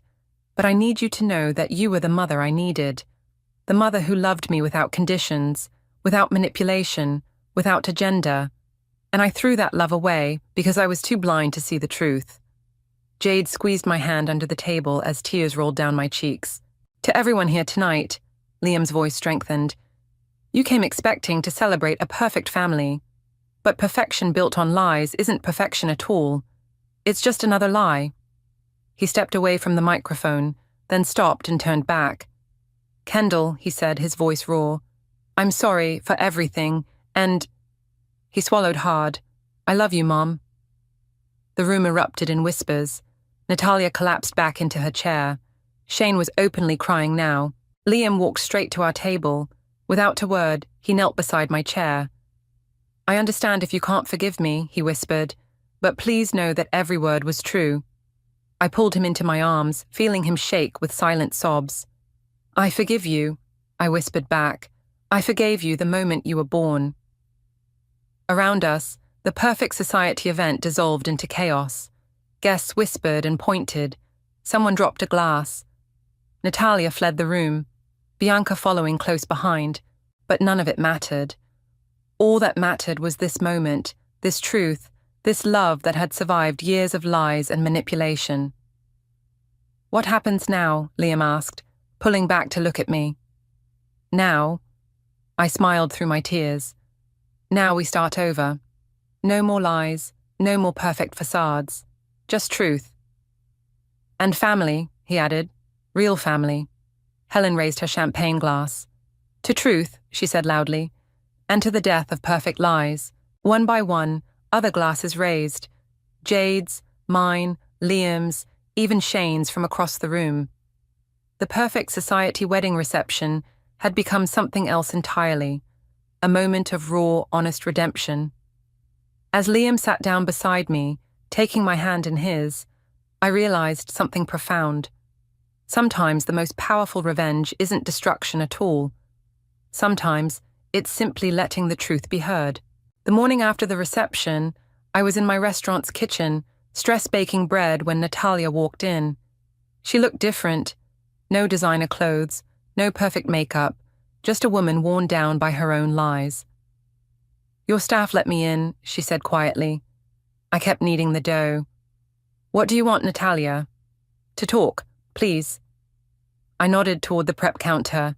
She perched awkwardly on a stool, looking out of place among the industrial appliances. I've never been in your kitchen before, she said. You made it clear this was beneath you. I made a lot of things clear that weren't true. She watched me work the dough. Did you know I can't cook? Not a single thing. My mother said it wasn't necessary for someone of our status. Is that supposed to make me feel sorry for you? No. She twisted her wedding ring. Nothing could make up for what I've done. The back door opened and Liam walked in, stopping short when he saw his mother. I can come back, he said. Stay, I told him. Your mother was just explaining herself. He moved to stand beside me, automatically reaching for an apron. I'd taught him years ago how to tie it properly. You know how to bake? Natalia asked, surprised. Kendall taught me when I was 12. He began measuring ingredients for the next batch. Remember that summer I said I was at soccer camp? I was here instead, learning to make croissants. Natalia's face crumpled. More lies. You taught me well, Liam said coldly. I deserve that. You deserve worse. He slammed the measuring cup down. Do you know what it's like to realize your whole life was orchestrated? That every time I pulled away from Kendall, every time I hurt her, I was just playing my part in your script. I was trying to protect you. From what? Love? Acceptance? Someone who actually saw me as more than an accessory to their perfect life? The kitchen door swung open again.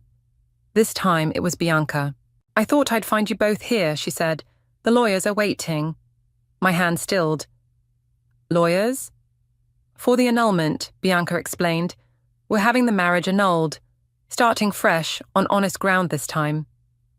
You don't have to do that, Natalia protested. Yes, we do. Liam wiped flour from his hands.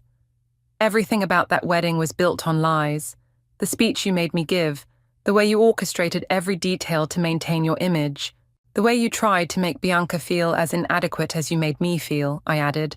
Natalia flinched. I never meant... Yes, you did, Bianca cut in. But it didn't work, because Liam and I were real, unlike everything you created. When's the new wedding? I asked. 3 months, Liam said. Small ceremony. No society pages, no country club. Just family. Real family. He looked at me meaningfully. My heart swelled. And me? Natalia's voice was small. Will I be invited? That depends, Liam said. Are you ready to be real? To stop manipulating and controlling? To accept that Kendall is as much my mother as you are, maybe more? Tears spilled down Natalia's cheeks. I don't know how to be real anymore. Then learn, Bianca said firmly. Get therapy. Deal with whatever made you need control so badly that you destroyed everyone around you. Starting with telling Michael the truth, Liam added. My real father deserves to know. Natalia nodded slowly. He's in Seattle now. I found him last night. Good. Liam turned back to the bread dough. That's a start. The lawyers are waiting, Bianca reminded him gently. He looked at me. Will you come with us? Of course. Natalia stood, smoothing her wrinkled clothes. I should go. Mum, Liam called as she reached the door. She turned, hope flickering across her face. When you're ready, really ready, to be honest, to be real, call me. She nodded, tears falling freely now, and left. Are you okay? I asked Liam. He looked at the half-kneaded dough, at Bianca, at me. No, but I will be. We all will be. The bread can wait, I said, untying my apron. Actually, Bianca smiled. Could you teach me? After the lawyers, I mean. Liam talks about your baking lessons like they were magic. They were, Liam said softly. They still are. I hugged them both, flour dust and all. Then we'll make magic together. A fresh start, with honest ingredients. As we headed to meet the lawyers, I thought about how revenge had transformed into something else entirely. Not the destruction of a perfect facade, but the building of something real in its place. Something made of truth and love, and maybe even a little bit of magic. Just like my bread. The autumn breeze carried the scent of fresh bread through my restaurant's open windows as I arranged flowers on the tables. Simple wildflowers. Bianca's choice this time, not Natalia's. Need help? Shane stood in the doorway, looking uncertain. You can start with the centerpieces. I handed him a vase. Just don't expect me to forget everything because you're helping with wedding preparations. I wouldn't dream of it. He placed the flowers carefully. The divorce papers came through yesterday. I know, Helen told me. Are you happy? I paused, considering. I'm free. That's better than happy. The kitchen door swung open and Liam emerged, flour dusting his chef's whites. The bread's done. Bianca's finishing the last batch of pastries. You taught her well, Shane said. Kendall taught us both well, Liam corrected. The door chimed and Natalia walked in, looking different than she had 3 months ago. Simpler, more human. The therapist said I should come, she said. If that's okay. I nodded. There's bread that needs slicing in the kitchen. She hesitated, then rolled up her sleeves and disappeared through the swinging door. That's new, Shane commented. She's trying, Liam said. Actually trying, not just performing. Helen burst in, arms full of fairy lights. The garden's ready. Jade's supervising the setup. A garden wedding, Shane mused. Not exactly the society pages. That's the point, Liam said. Real, not perfect. I watched through the kitchen window as Natalia awkwardly sliced bread, Bianca gently correcting her technique. No designer clothes, no perfect makeup, just 2 women finding their way to something authentic. I should check on them, Liam said, heading back to the kitchen. He's happy, Shane observed. Really happy, not just playing the part. Because he's finally free to be himself. Thanks to you. No, I corrected. Thanks to truth. The afternoon flowed into evening. Guests arrived, not society figures this time, but real friends, real family. The garden glowed with fairy lights as Liam and Bianca exchanged honest vows under a canopy of stars. During the reception, held in my restaurant, Natalia approached my table. The bread is perfect, she said. I never knew. I never let myself know how much work goes into creating something real. It's never too late to learn, she nodded. Michael, Liam's father, he's coming next week. To meet him properly. How do you feel about that? Terrified, relieved, like maybe I can finally stop pretending. The music changed, and Liam appeared beside us. "Mom," he said, looking at me. "Dance with me?" As we swayed under the fairy lights, I saw Shane and Helen talking quietly in a corner. Natalia teaching Bianca's young cousin how to properly hold a bread knife, Jade directing the catering staff with her usual efficiency. "Thank you," Liam said suddenly. "For what?" "For not giving up on me. For showing me what real love looks like." He smiled. "For teaching me that perfect isn't the same as true." Speaking of true, I nodded toward the door where a tall man had just walked in, looking nervous. "I think that's Michael." Liam tensed, then relaxed. "Would you come with me? To meet him?" "Are you sure? Natalia is learning to share." He squeezed my hand. "I have room in my heart for all my parents, the ones who gave me life, and the one who taught me how to live it." We walked together toward Michael, toward truth, toward whatever came next. Behind us, the fairy lights twinkled, the bread filled the air with warmth, and love, real love, filled every corner of the room. "Ready?" I asked. Liam took a deep breath. "Ready." As we approached Michael, I realized something profound. Revenge hadn't destroyed this family. It had transformed it. Like bread dough under gentle hands, it had been kneaded and shaped into something new, something real. Not perfect, not flawless, but true. And in the end, that was better than any revenge could ever be. "Hi," Liam said to Michael. "I'm your son." Michael's eyes filled with tears. "I know," he said. "I've always known." I started to step away, but Liam held on to my hand. "And this," he said proudly, "is my mum."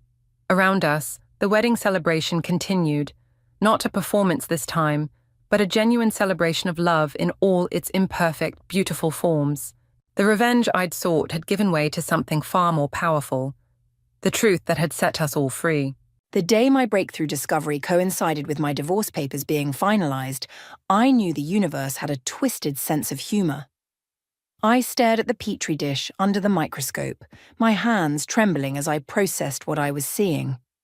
After 3 years of research, countless sleepless nights, and one devastating betrayal, I'd finally done it. My name is Michaela, and I'm a microbiologist who just discovered a potential treatment for an aggressive form of lymphoma. But 2 years ago, I was just Ethan's wife, the woman who supposedly couldn't handle his entrepreneurial spirit and visionary mindset. "Michaela, you need to see this!" Matteo burst into my lab waving his tablet. "The results from the second trial are even better than we expected." I looked up from my microscope, forcing myself to focus on the present. "Show me." He slid the tablet across my desk, his excitement palpable. "The cellular regeneration rate is unprecedented. This could be revolutionary." "I know." I smiled, but my phone buzzed, displaying my lawyer's name. "Give me a minute." Matteo nodded and stepped out. I answered the call, my heart racing. "It's done," my lawyer said. "The divorce is final. Ethan didn't contest any of the terms." Of course he didn't. He was too busy with Luna, his new girlfriend, and their shared vision for his company. The same company he'd built using my family's connections, the ones who'd chosen his side when everything fell apart. My sister Josephine's words still rang in my ears. "You're just jealous of his success, Michaela. He's building something amazing, and you're too focused on your little lab experiments to see it." Little lab experiments. I glanced at the groundbreaking results on my screen and let out a bitter laugh. "Michaela," Matteo poked his head back in, "the team's waiting for the briefing." I straightened my lab coat and followed him to the conference room. 6 eager faces looked up at me, ready to hear about our progress. This was my real family now, the ones who'd believed in me when everyone else hadn't. "Today," I began, "we've achieved something remarkable." As I presented our findings, my phone buzzed repeatedly. Text messages from Josephine. "Can we talk? It's about Ethan. Please, it's important." I ignored them all. After the presentation, Violet, our lead researcher, cornered me in the hallway. "You're distracted today. Everything okay?" Divorce papers came through. She squeezed my arm. Want to grab dinner? Talk about it? Actually, yes. I needed someone who understood. Someone who hadn't been charmed by Ethan's smooth talking and empty promises. At the small Italian restaurant around the corner, I finally let myself break down. You know what's funny? He always said my work was a waste of time, that I should focus on supporting his dreams instead. Violet poured more wine. Men like that can't stand when women outshine them. How's your family taking it? Still radio silent except for Josephine's texts today. Probably wants money. I stabbed at my pasta. They all bought into his lies. Mum even remortgaged her house to invest in his company. And now? Now I have a breakthrough that could change lives, and they're not here to see it. I took a deep breath. But maybe that's for the best. My phone buzzed again. This time it was an email from our department head. Urgent meeting tomorrow. Major pharmaceutical company interested in your research. Bring full documentation. Violet read the email over my shoulder and grinned. Now that's karma. It's more than that. I felt a smile tugging at my lips. It's validation. Later that night, alone in my apartment, I allowed myself to really feel it all. The triumph, the vindication, the lingering hurt. My laptop screen showed a news article about Ethan's company, promising revolutionary tech solutions. The comments section was full of investors asking questions about delayed products and missed deadlines. My phone buzzed one final time. A text from an unknown number. Michaela, it's Luna. We need to talk about Ethan, please. I deleted the message without responding and opened my research files instead. Tomorrow would be a big day, and I needed to be ready. Not for Ethan, not for my family, but for myself and the patients who could benefit from my work. As I reviewed my documentation, another email came through, this time from the pharmaceutical company itself. The numbers they were proposing made my head spin. More zeros than I'd ever seen. I thought about Ethan's face if he knew. About Josephine's dismissive words, about my mother's blind faith in the wrong person. But mostly I thought about the patients in our trials who were already showing improvement. That was the real victory. Not the revenge, not the money, but the lives we could save. I closed my laptop and smiled. Sometimes the best revenge isn't about getting even. It's about proving them wrong by succeeding beyond their wildest expectations. 2 years flew by in a blur of clinical trials, research papers, and increasingly promising results. I was in the middle of reviewing our latest data when Matteo rushed into my office, his face flushed with excitement. Have you seen the news? He thrust his phone at me. Your ex-husband's company is under investigation for fraud. I took the phone, scanning the headline. Tech startup under SEC investigation. Investors allege misuse of funds. I'd be lying if I said I wasn't a little satisfied, I admitted, handing the phone back. A little? Matteo raised an eyebrow.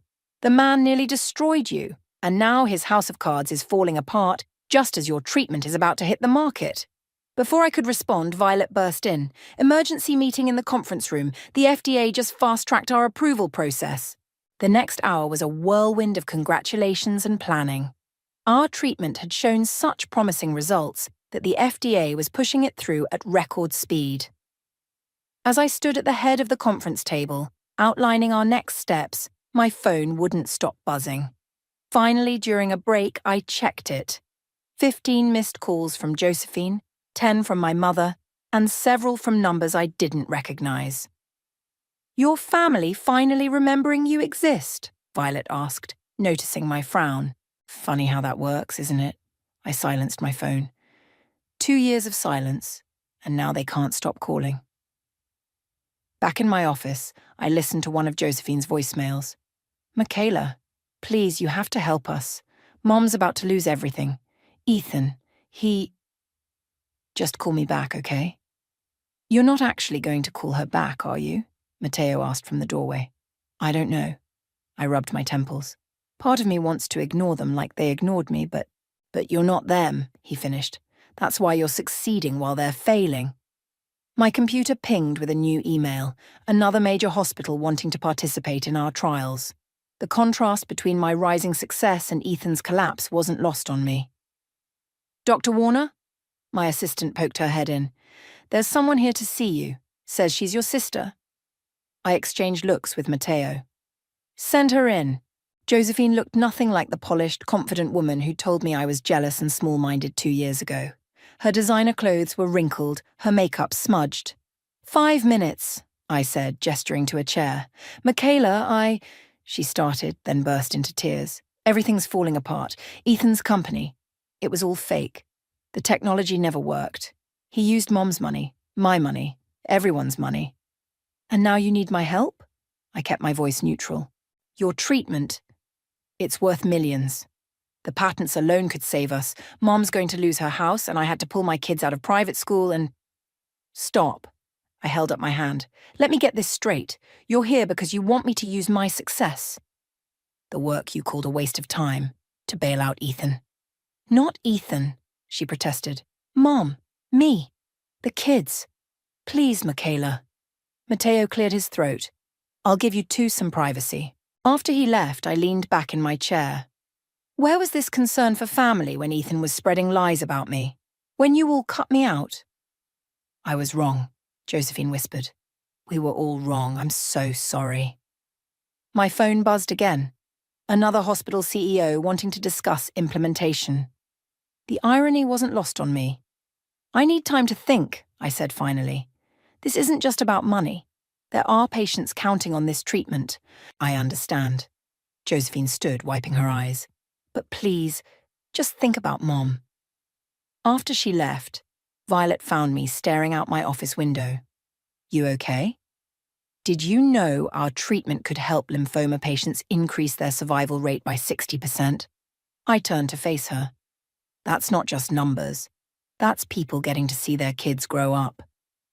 And now your family wants to use that to fix their mistakes." "Exactly." I picked up a photo from my desk, me with my research team, all of us grinning after our first successful trial. They chose Ethan's empty promises over my real work. Now they want me to compromise that work to save them. My phone buzzed yet again. This time it was Ethan's number. "Don't answer it," Violet warned. "I won't." I declined the call. "But I need to figure out what to do about all this." "You don't owe them anything," she reminded me. "I know." I looked at the latest trial results on my screen. But this treatment isn't about revenge. It's about helping people.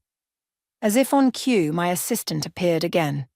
"Dr. Warner, the parents of one of our trial patients are here. They want to thank you personally." I stood up, straightening my lab coat. "Send them in. This is what really matters." But as I prepared to meet them, Ethan's text flashed on my phone. "We need to talk. Everything's not what it seems. Please." I turned my phone face down. Whatever drama Ethan and my family were involved in would have to wait. I had lives to save first. The next morning I arrived at work to find my mother sitting in my office. She looked older, more worn than I remembered, her usually perfect hair showing streaks of grey. "How did you get in here?" I asked, setting down my coffee. "Your assistant." I told her I was your mother. She stood, wringing her hands. "Michaela, we need to talk about what's happening." "What's happening is I have a meeting in 20 minutes with the hospital board." I checked my watch. "So, make it quick." "Josephine told me she came to see you yesterday." She took a shaky breath. "There's more you need to know. Ethan. He didn't just take our money. He took everything." Matteo appeared in the doorway, folders in hand, but stopped when he saw my mother. I waved him in. "Whatever you need to say, you can say in front of Matteo. He's been here for me when my family wasn't." My mother flinched but continued. "The FBI is investigating him. They're saying he ran a Ponzi scheme, that none of the technology ever existed. He used new investor money to pay old investors, and when that dried up, he moved on to family money," I finished. "I'm not surprised. That's what con men do." "Your father's pension," she whispered. "Our savings, the house, even your cousin's college fund. We all believed in him." "No," I corrected her. "You all believed him over me. There's a difference." Matteo cleared his throat. "Dr. Warner, the board is gathering early."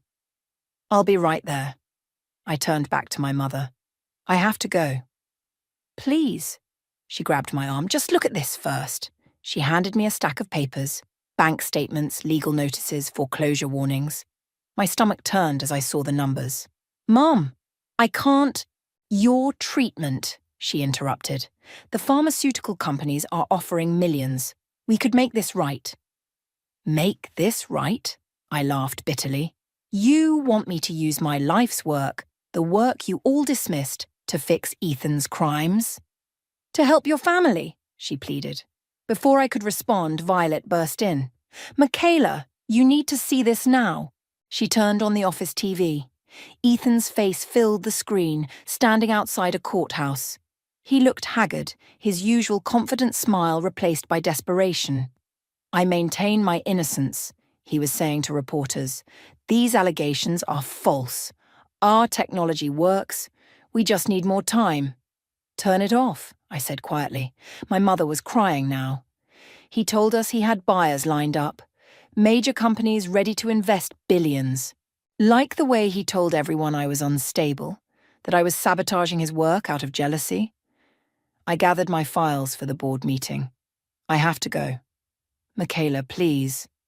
I'll think about it, I said, not looking at her. But right now I have actual work to do. The board meeting was a triumph.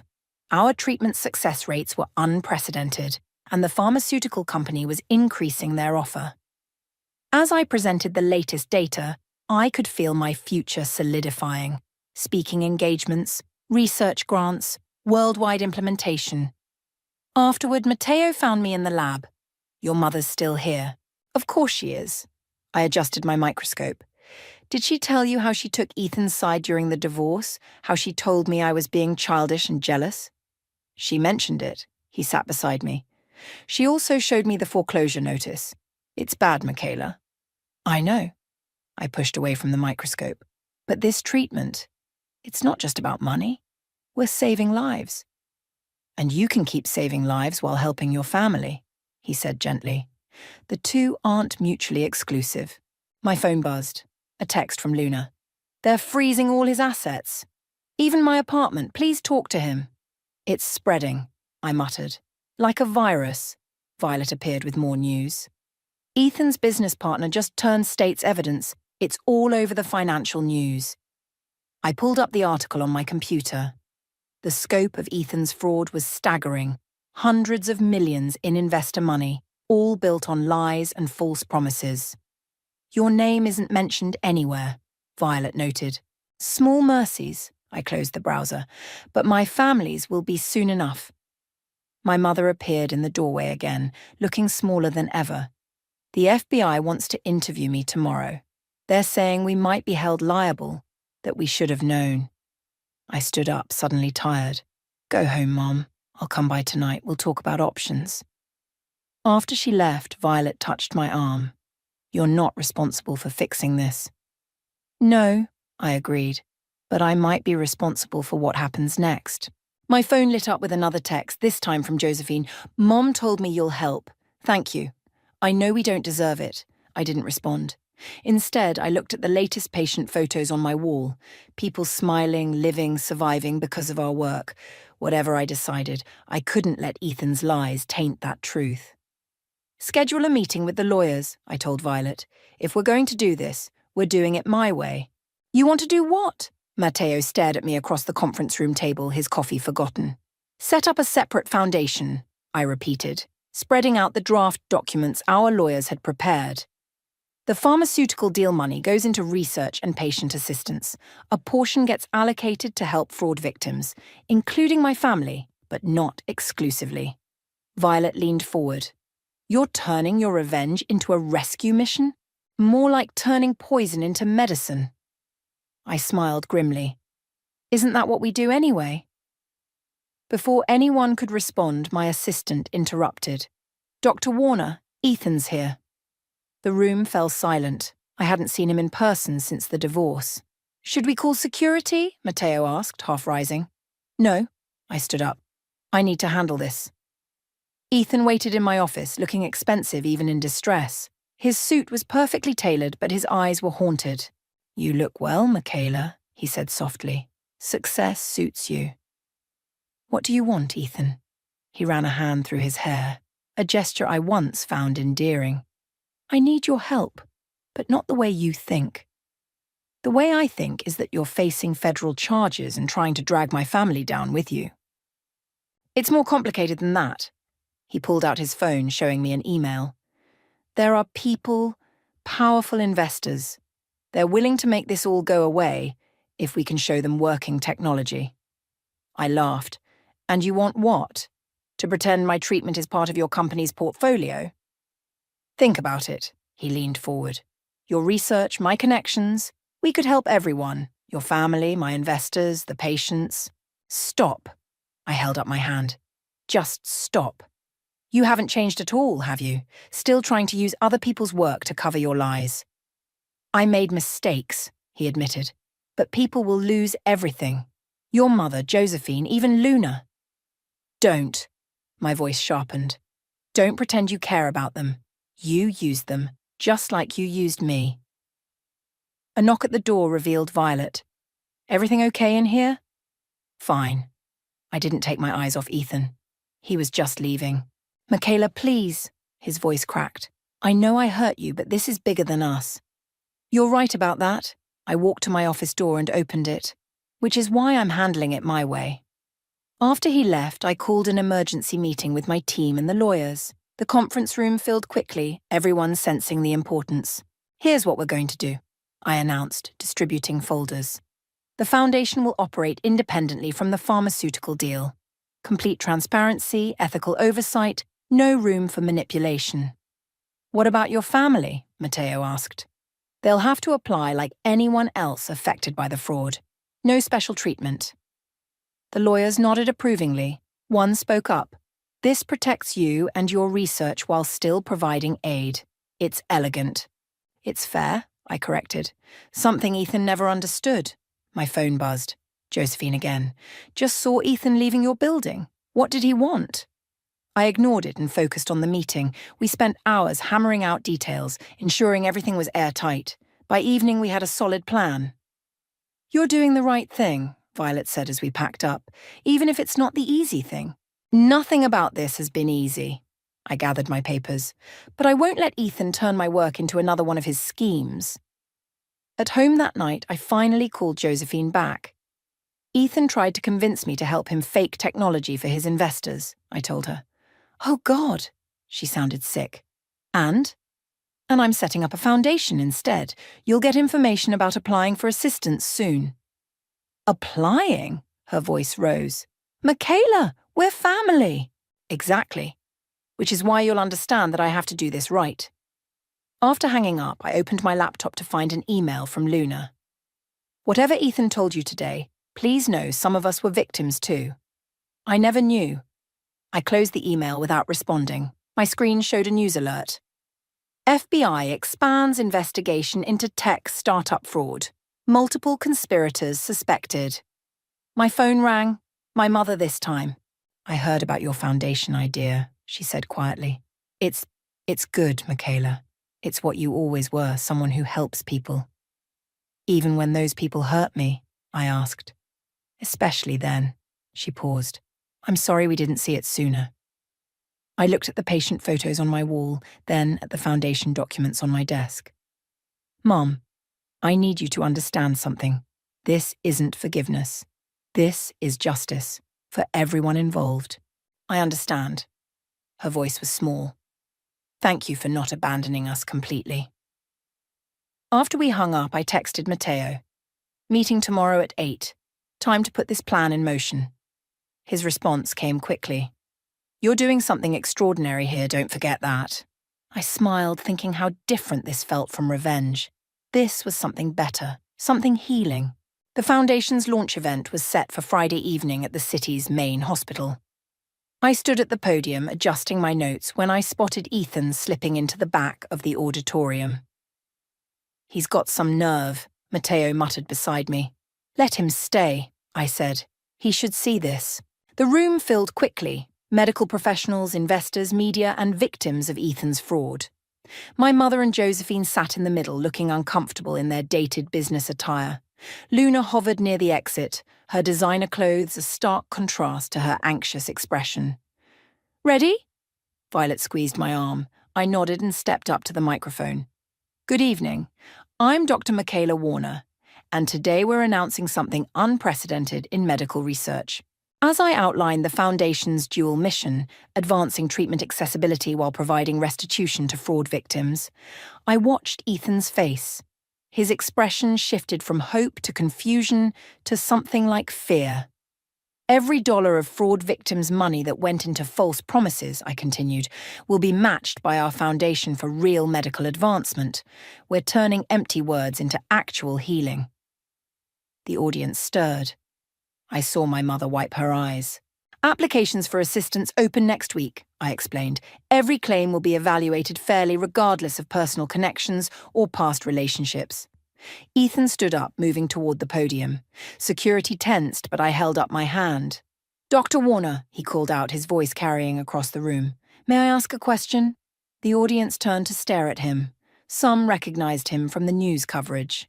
"Of course," I said calmly. "Transparency is one of our core values." "This foundation," he said, "it's using the pharmaceutical company's payment for your treatment, isn't it? Money that could have gone to you personally?" "Yes."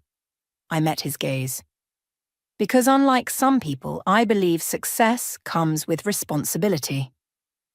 A reporter raised her hand. "Dr. Warner, is it true that the man asking questions is your ex-husband currently under federal investigation?" "Yes," I answered. "And his question highlights exactly why this foundation is necessary. While some people built empires on lies, we're building something real on truth." Ethan's face reddened. "Michaela, please. We need to talk privately." "No, we don't." I gestured to the presentation screen behind me, showing patient recovery statistics. "These numbers are what matter. Real results, real hope." He took another step forward. "You're doing this to punish me." "Actually," Violet stood up, "she's doing this to help people, including those you hurt. Now please sit down or leave." The room buzzed with whispers. I saw phones recording everything. "The Foundation's first initiative," I continued, ignoring Ethan, "will fund treatment for 50 lymphoma patients who couldn't otherwise afford it. Their lives matter more than any revenge." Applause broke out. Ethan slumped in his seat, finally silent. After the presentation during the reception, my mother approached me. "I saw the application forms," she said quietly. "They're thorough.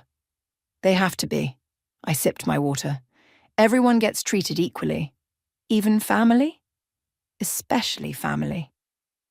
I watched Josephine across the room talking to one of the Foundation's lawyers. "It's the only way this works." Luna appeared next, looking nervous. "Can we talk?" I led her to a quiet corner. She pulled out her phone, showing me emails. "Ethan's been moving money," she said. "Hidden accounts. He told me it was normal business practice, but after your speech tonight..." "You should take those to the FBI," I said gently. "I already did." She straightened her shoulders. "I'm done protecting him." Across the room, Ethan watched us, his face pale. When he started walking over, Matteo stepped between us. "I think you've done enough damage," he told Ethan. "This isn't over," Ethan hissed, but security was already approaching. As they escorted him out, I heard him call back, "You'll regret this, Michaela. You can't play saint forever." Violet appeared at my side. "You okay?" "Better than okay." I watched the doors close behind him. For the first time, I feel completely free. The evening wound down with more interviews, handshakes, and photographs. My team beamed with pride as reporters asked about our research breakthroughs. Finally, as the last guests left, Josephine lingered. "I'll help," she said suddenly. "With the Foundation. Processing applications, whatever you need. I want to make things right." I studied her face, seeing genuine remorse. "There's a lot of work to do." "I know," she smiled sadly. "But you showed me what real success looks like.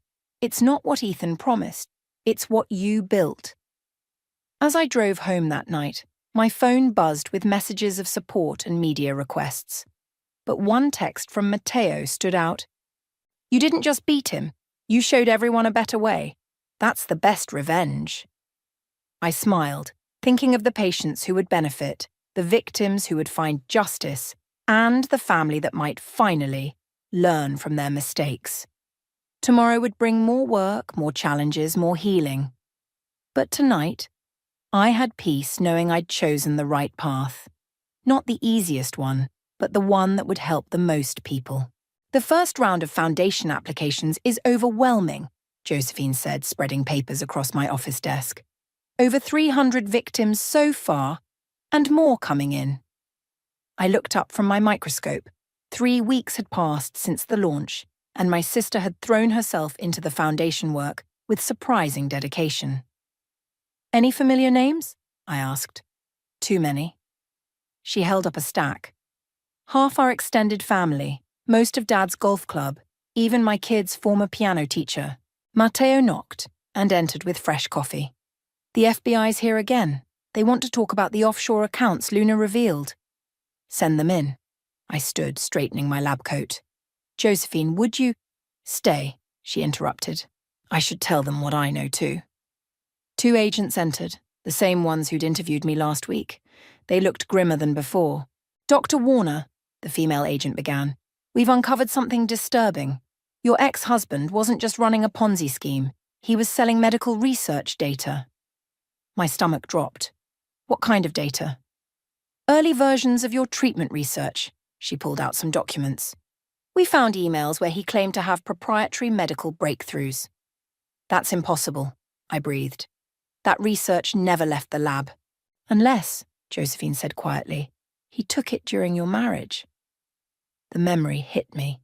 Ethan, always so interested in my work, asking questions, photographing my notes to understand my passion better. We'll need access to your original research files, the male agent said. To compare with what he sold? Of course. I turned to Matteo. Get them everything. After the agents left, Violet rushed in. You need to see the news. On my office TV, Ethan was being led out of his company building in handcuffs. The crawler beneath read, Tech CEO arrested, medical data theft added to charges. He's really done it now, Josephine whispered. Stealing medical research? That's federal prison time. My phone buzzed. Luna again. They're questioning everyone. Your mother's at the FBI office now. Go, Matteo told me. We'll handle things here. At the FBI office, I found my mother in tears. I didn't know, she kept saying. He asked me to invest in medical technology. I thought he was supporting your work. Mrs. Warner, the agent said gently, did your son-in-law ever show you any research documents? Yes, she wiped her eyes. He said they were breakthrough treatments, that Michaela was part of it all. I felt sick. Mum, I never gave him permission to share my work. I know that now. She reached for my hand. I'm so sorry, honey. We were all so blind. Back at the lab, Violet had news. The pharmaceutical company wants to make a statement supporting you. They're doubling their commitment to the foundation. Good. I sat heavily in my chair. Because we're going to need it, those stolen research files. Who knows how many people invested based on them? Josephine, who'd followed me back, spoke up. I have an idea. What if we expand the foundation's scope? Not just financial help, but a whole program to educate people about scientific integrity and investment fraud. I looked at my sister. Really looked at her? The entitled woman who'd dismissed my work was gone, replaced by someone who finally understood value beyond money. Actually, I said, that's brilliant. We worked late into the night, revising the foundation's mission.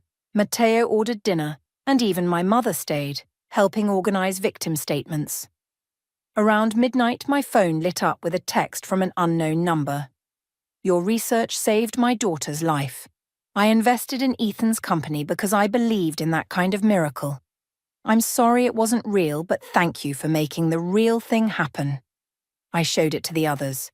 This is why we do this. No, Violet corrected. This is why you do this. You took something painful and made it healing. My mother touched my arm. I keep thinking about all those board meetings at Ethan's company. The way he'd talk about medical breakthroughs, and I'd sit there feeling so proud. I never once asked why you weren't involved. Because he was good at telling people what they wanted to hear, I said. But now we're showing them what's real. Josephine looked up from her stack of applications. Speaking of real, we should probably talk about my application. I know you said no special treatment, but nothing. I took the paper from her. You'll go through the same process as everyone else. That's how we maintain integrity. She nodded, and I saw respect in her eyes, maybe for the first time. My phone buzzed again. The FBI. Need you in court tomorrow, Ethan's arraignment. I'll go with you, Matteo offered. We all will, Violet added. I looked around my office, at my sister organizing papers, my mother finally understanding my work, my team standing by me. This wasn't the family I'd imagined having, but it was the one I'd built. Tomorrow then, I said. We face him together. The courthouse steps were crowded with reporters when we arrived. Ethan's arrest had become national news, a cautionary tale of tech fraud meeting medical ethics. Dr. Warner, they called out. How does it feel knowing your ex-husband stole your research? Before I could respond, Matteo stepped forward. Dr. Warner will make a statement after the arraignment. Inside, the courtroom was packed. Luna sat in the front row, her designer clothes replaced by a simple black suit. She nodded slightly as we passed. All rise, the bailiff called. Ethan entered in an orange jumpsuit, handcuffed, looking nothing like the confident man who'd once dismissed my work as just lab stuff. His eyes found mine, pleading. The charges were read. Wire fraud, securities fraud, theft of intellectual property, conspiracy to commit fraud. The list went on. How does the defendant plead? The judge asked. Ethan's lawyer stood. Your Honor, my client wishes to make a statement. This should be good, Violet whispered beside me. Your Honor, Ethan began, his voice shaking. I admit I made mistakes, but everything I did was to create something meaningful. Dr. Warner's research. I only shared it because I believed in its potential. I felt my mother stiffen beside me. The defendant will enter a plea, the judge interrupted. Not guilty, Ethan said, then turned to face me. Michaela, please, tell them we were building something together. I stood up. Your Honor, may I speak? The judge nodded. Mr. Harding never had permission to use my research. While he was telling investors about medical breakthroughs, I was actually creating them, in my lab, with my team. He didn't believe in potential. He believed in profit. The courtroom erupted in whispers. Ethan's face reddened. Order, the judge called. Mr. Harding, given the severity of the charges and the flight risk, bail is denied. As they led Ethan away, Luna approached me. The FBI found more accounts. He was planning to flee to a non-extradition country. Of course he was, I said. He never faced consequences before. Outside, the media waited. This time, I was ready. Dr. Warner, a reporter called, what would you say to other scientists worried about their research being stolen? I'd say that truth prevails. I gestured to my team. Real breakthroughs happen in labs, not boardrooms. Real healing comes from dedication, not deception. And what about the foundation? Another asked. The foundation continues its work. Today we're announcing full funding for another 100 lymphoma patients, plus educational programs about scientific integrity. Josephine stepped forward. As someone who invested in the fraud, I can say the foundation isn't just about money. It's about rebuilding trust. Back at the lab, celebrations were in order. Our treatment had just received final FDA approval, and the first round of foundation grants was ready. Look at this, Violet said, showing me her tablet. Our story was trending. Medical breakthrough triumphs over tech fraud. The pharmaceutical company's stock is soaring, Matteo added. They're calling it the integrity bump. My mother appeared with coffee for everyone. She'd been volunteering at the foundation, learning about real medical research. I spoke to Dad, she said quietly. He's finally ready to talk. Seeing Ethan in court, it opened his eyes. Speaking of opening eyes, Josephine called from my computer, you need to see these application responses. She pulled up emails from fraud victims. Not angry demands for money, but thoughtful reflections on lessons learned. Many asked to join our educational programs. We're changing the narrative, I realized. It's not just about losing money anymore. It's about understanding value. Luna appeared in my doorway. The prosecutors want to meet tomorrow. They're offering a deal, but they need your input. No deals, I said firmly. He needs to face everything he did. Agreed. She handed me a flash drive. Here's everything I found in his private files. He kept detailed notes about how he used your research, called it his insurance policy. I took the drive, feeling its weight. Thank you for coming forward. Thank you for showing me what integrity looks like, she replied. That evening, as my team celebrated our FDA approval, I watched them all. Matteo arranging patient schedules, Violet explaining the treatment to new doctors, Josephine helping fraud victims understand the application process, my mother learning the difference between real research and empty promises. My phone buzzed with a message from Ethan's lawyer. He wants to make a deal. Says he'll reveal everything about the fraud if you support leniency. I showed it to Violet, who scoffed, still trying to manipulate his way out. Not this time, I said, deleting the message. The lab's TV showed Ethan's company building being raided by federal agents. But across the street, our foundation's new educational center was opening its doors. Dr. Warner, my assistant appeared. The first round of funded patients is here for treatment. I stood, straightening my lab coat. This was real success, not revenge, not vindication, but actual healing. As I headed to meet the patients, I caught my reflection in the window. I barely recognized the woman who'd once doubted her worth in Ethan's shadow. She was gone, replaced by someone who knew exactly who she was and what she could do. The morning of Ethan's sentencing, I stood at my lab window watching the sunrise paint the city gold. My phone buzzed with a text from Matteo. Court in an hour, ready? Before I could respond, Josephine rushed in. You need to see this. She handed me her tablet, showing an email from Ethan. He'd sent it to everyone he'd ever contacted about his fraudulent company. Today, I face sentencing for my crimes. But first, I owe you all the truth. The medical breakthroughs I promised weren't mine to promise. They belonged to my ex-wife, Dr. Michaela Warner. While I sold lies, she created genuine healing. The foundation she built from the ashes of my fraud represents everything I pretended to be but never was. He actually admitted it, I whispered. There's more, Josephine said. Look at the responses. Hundreds of replies flooded in, from investors, victims, even former employees.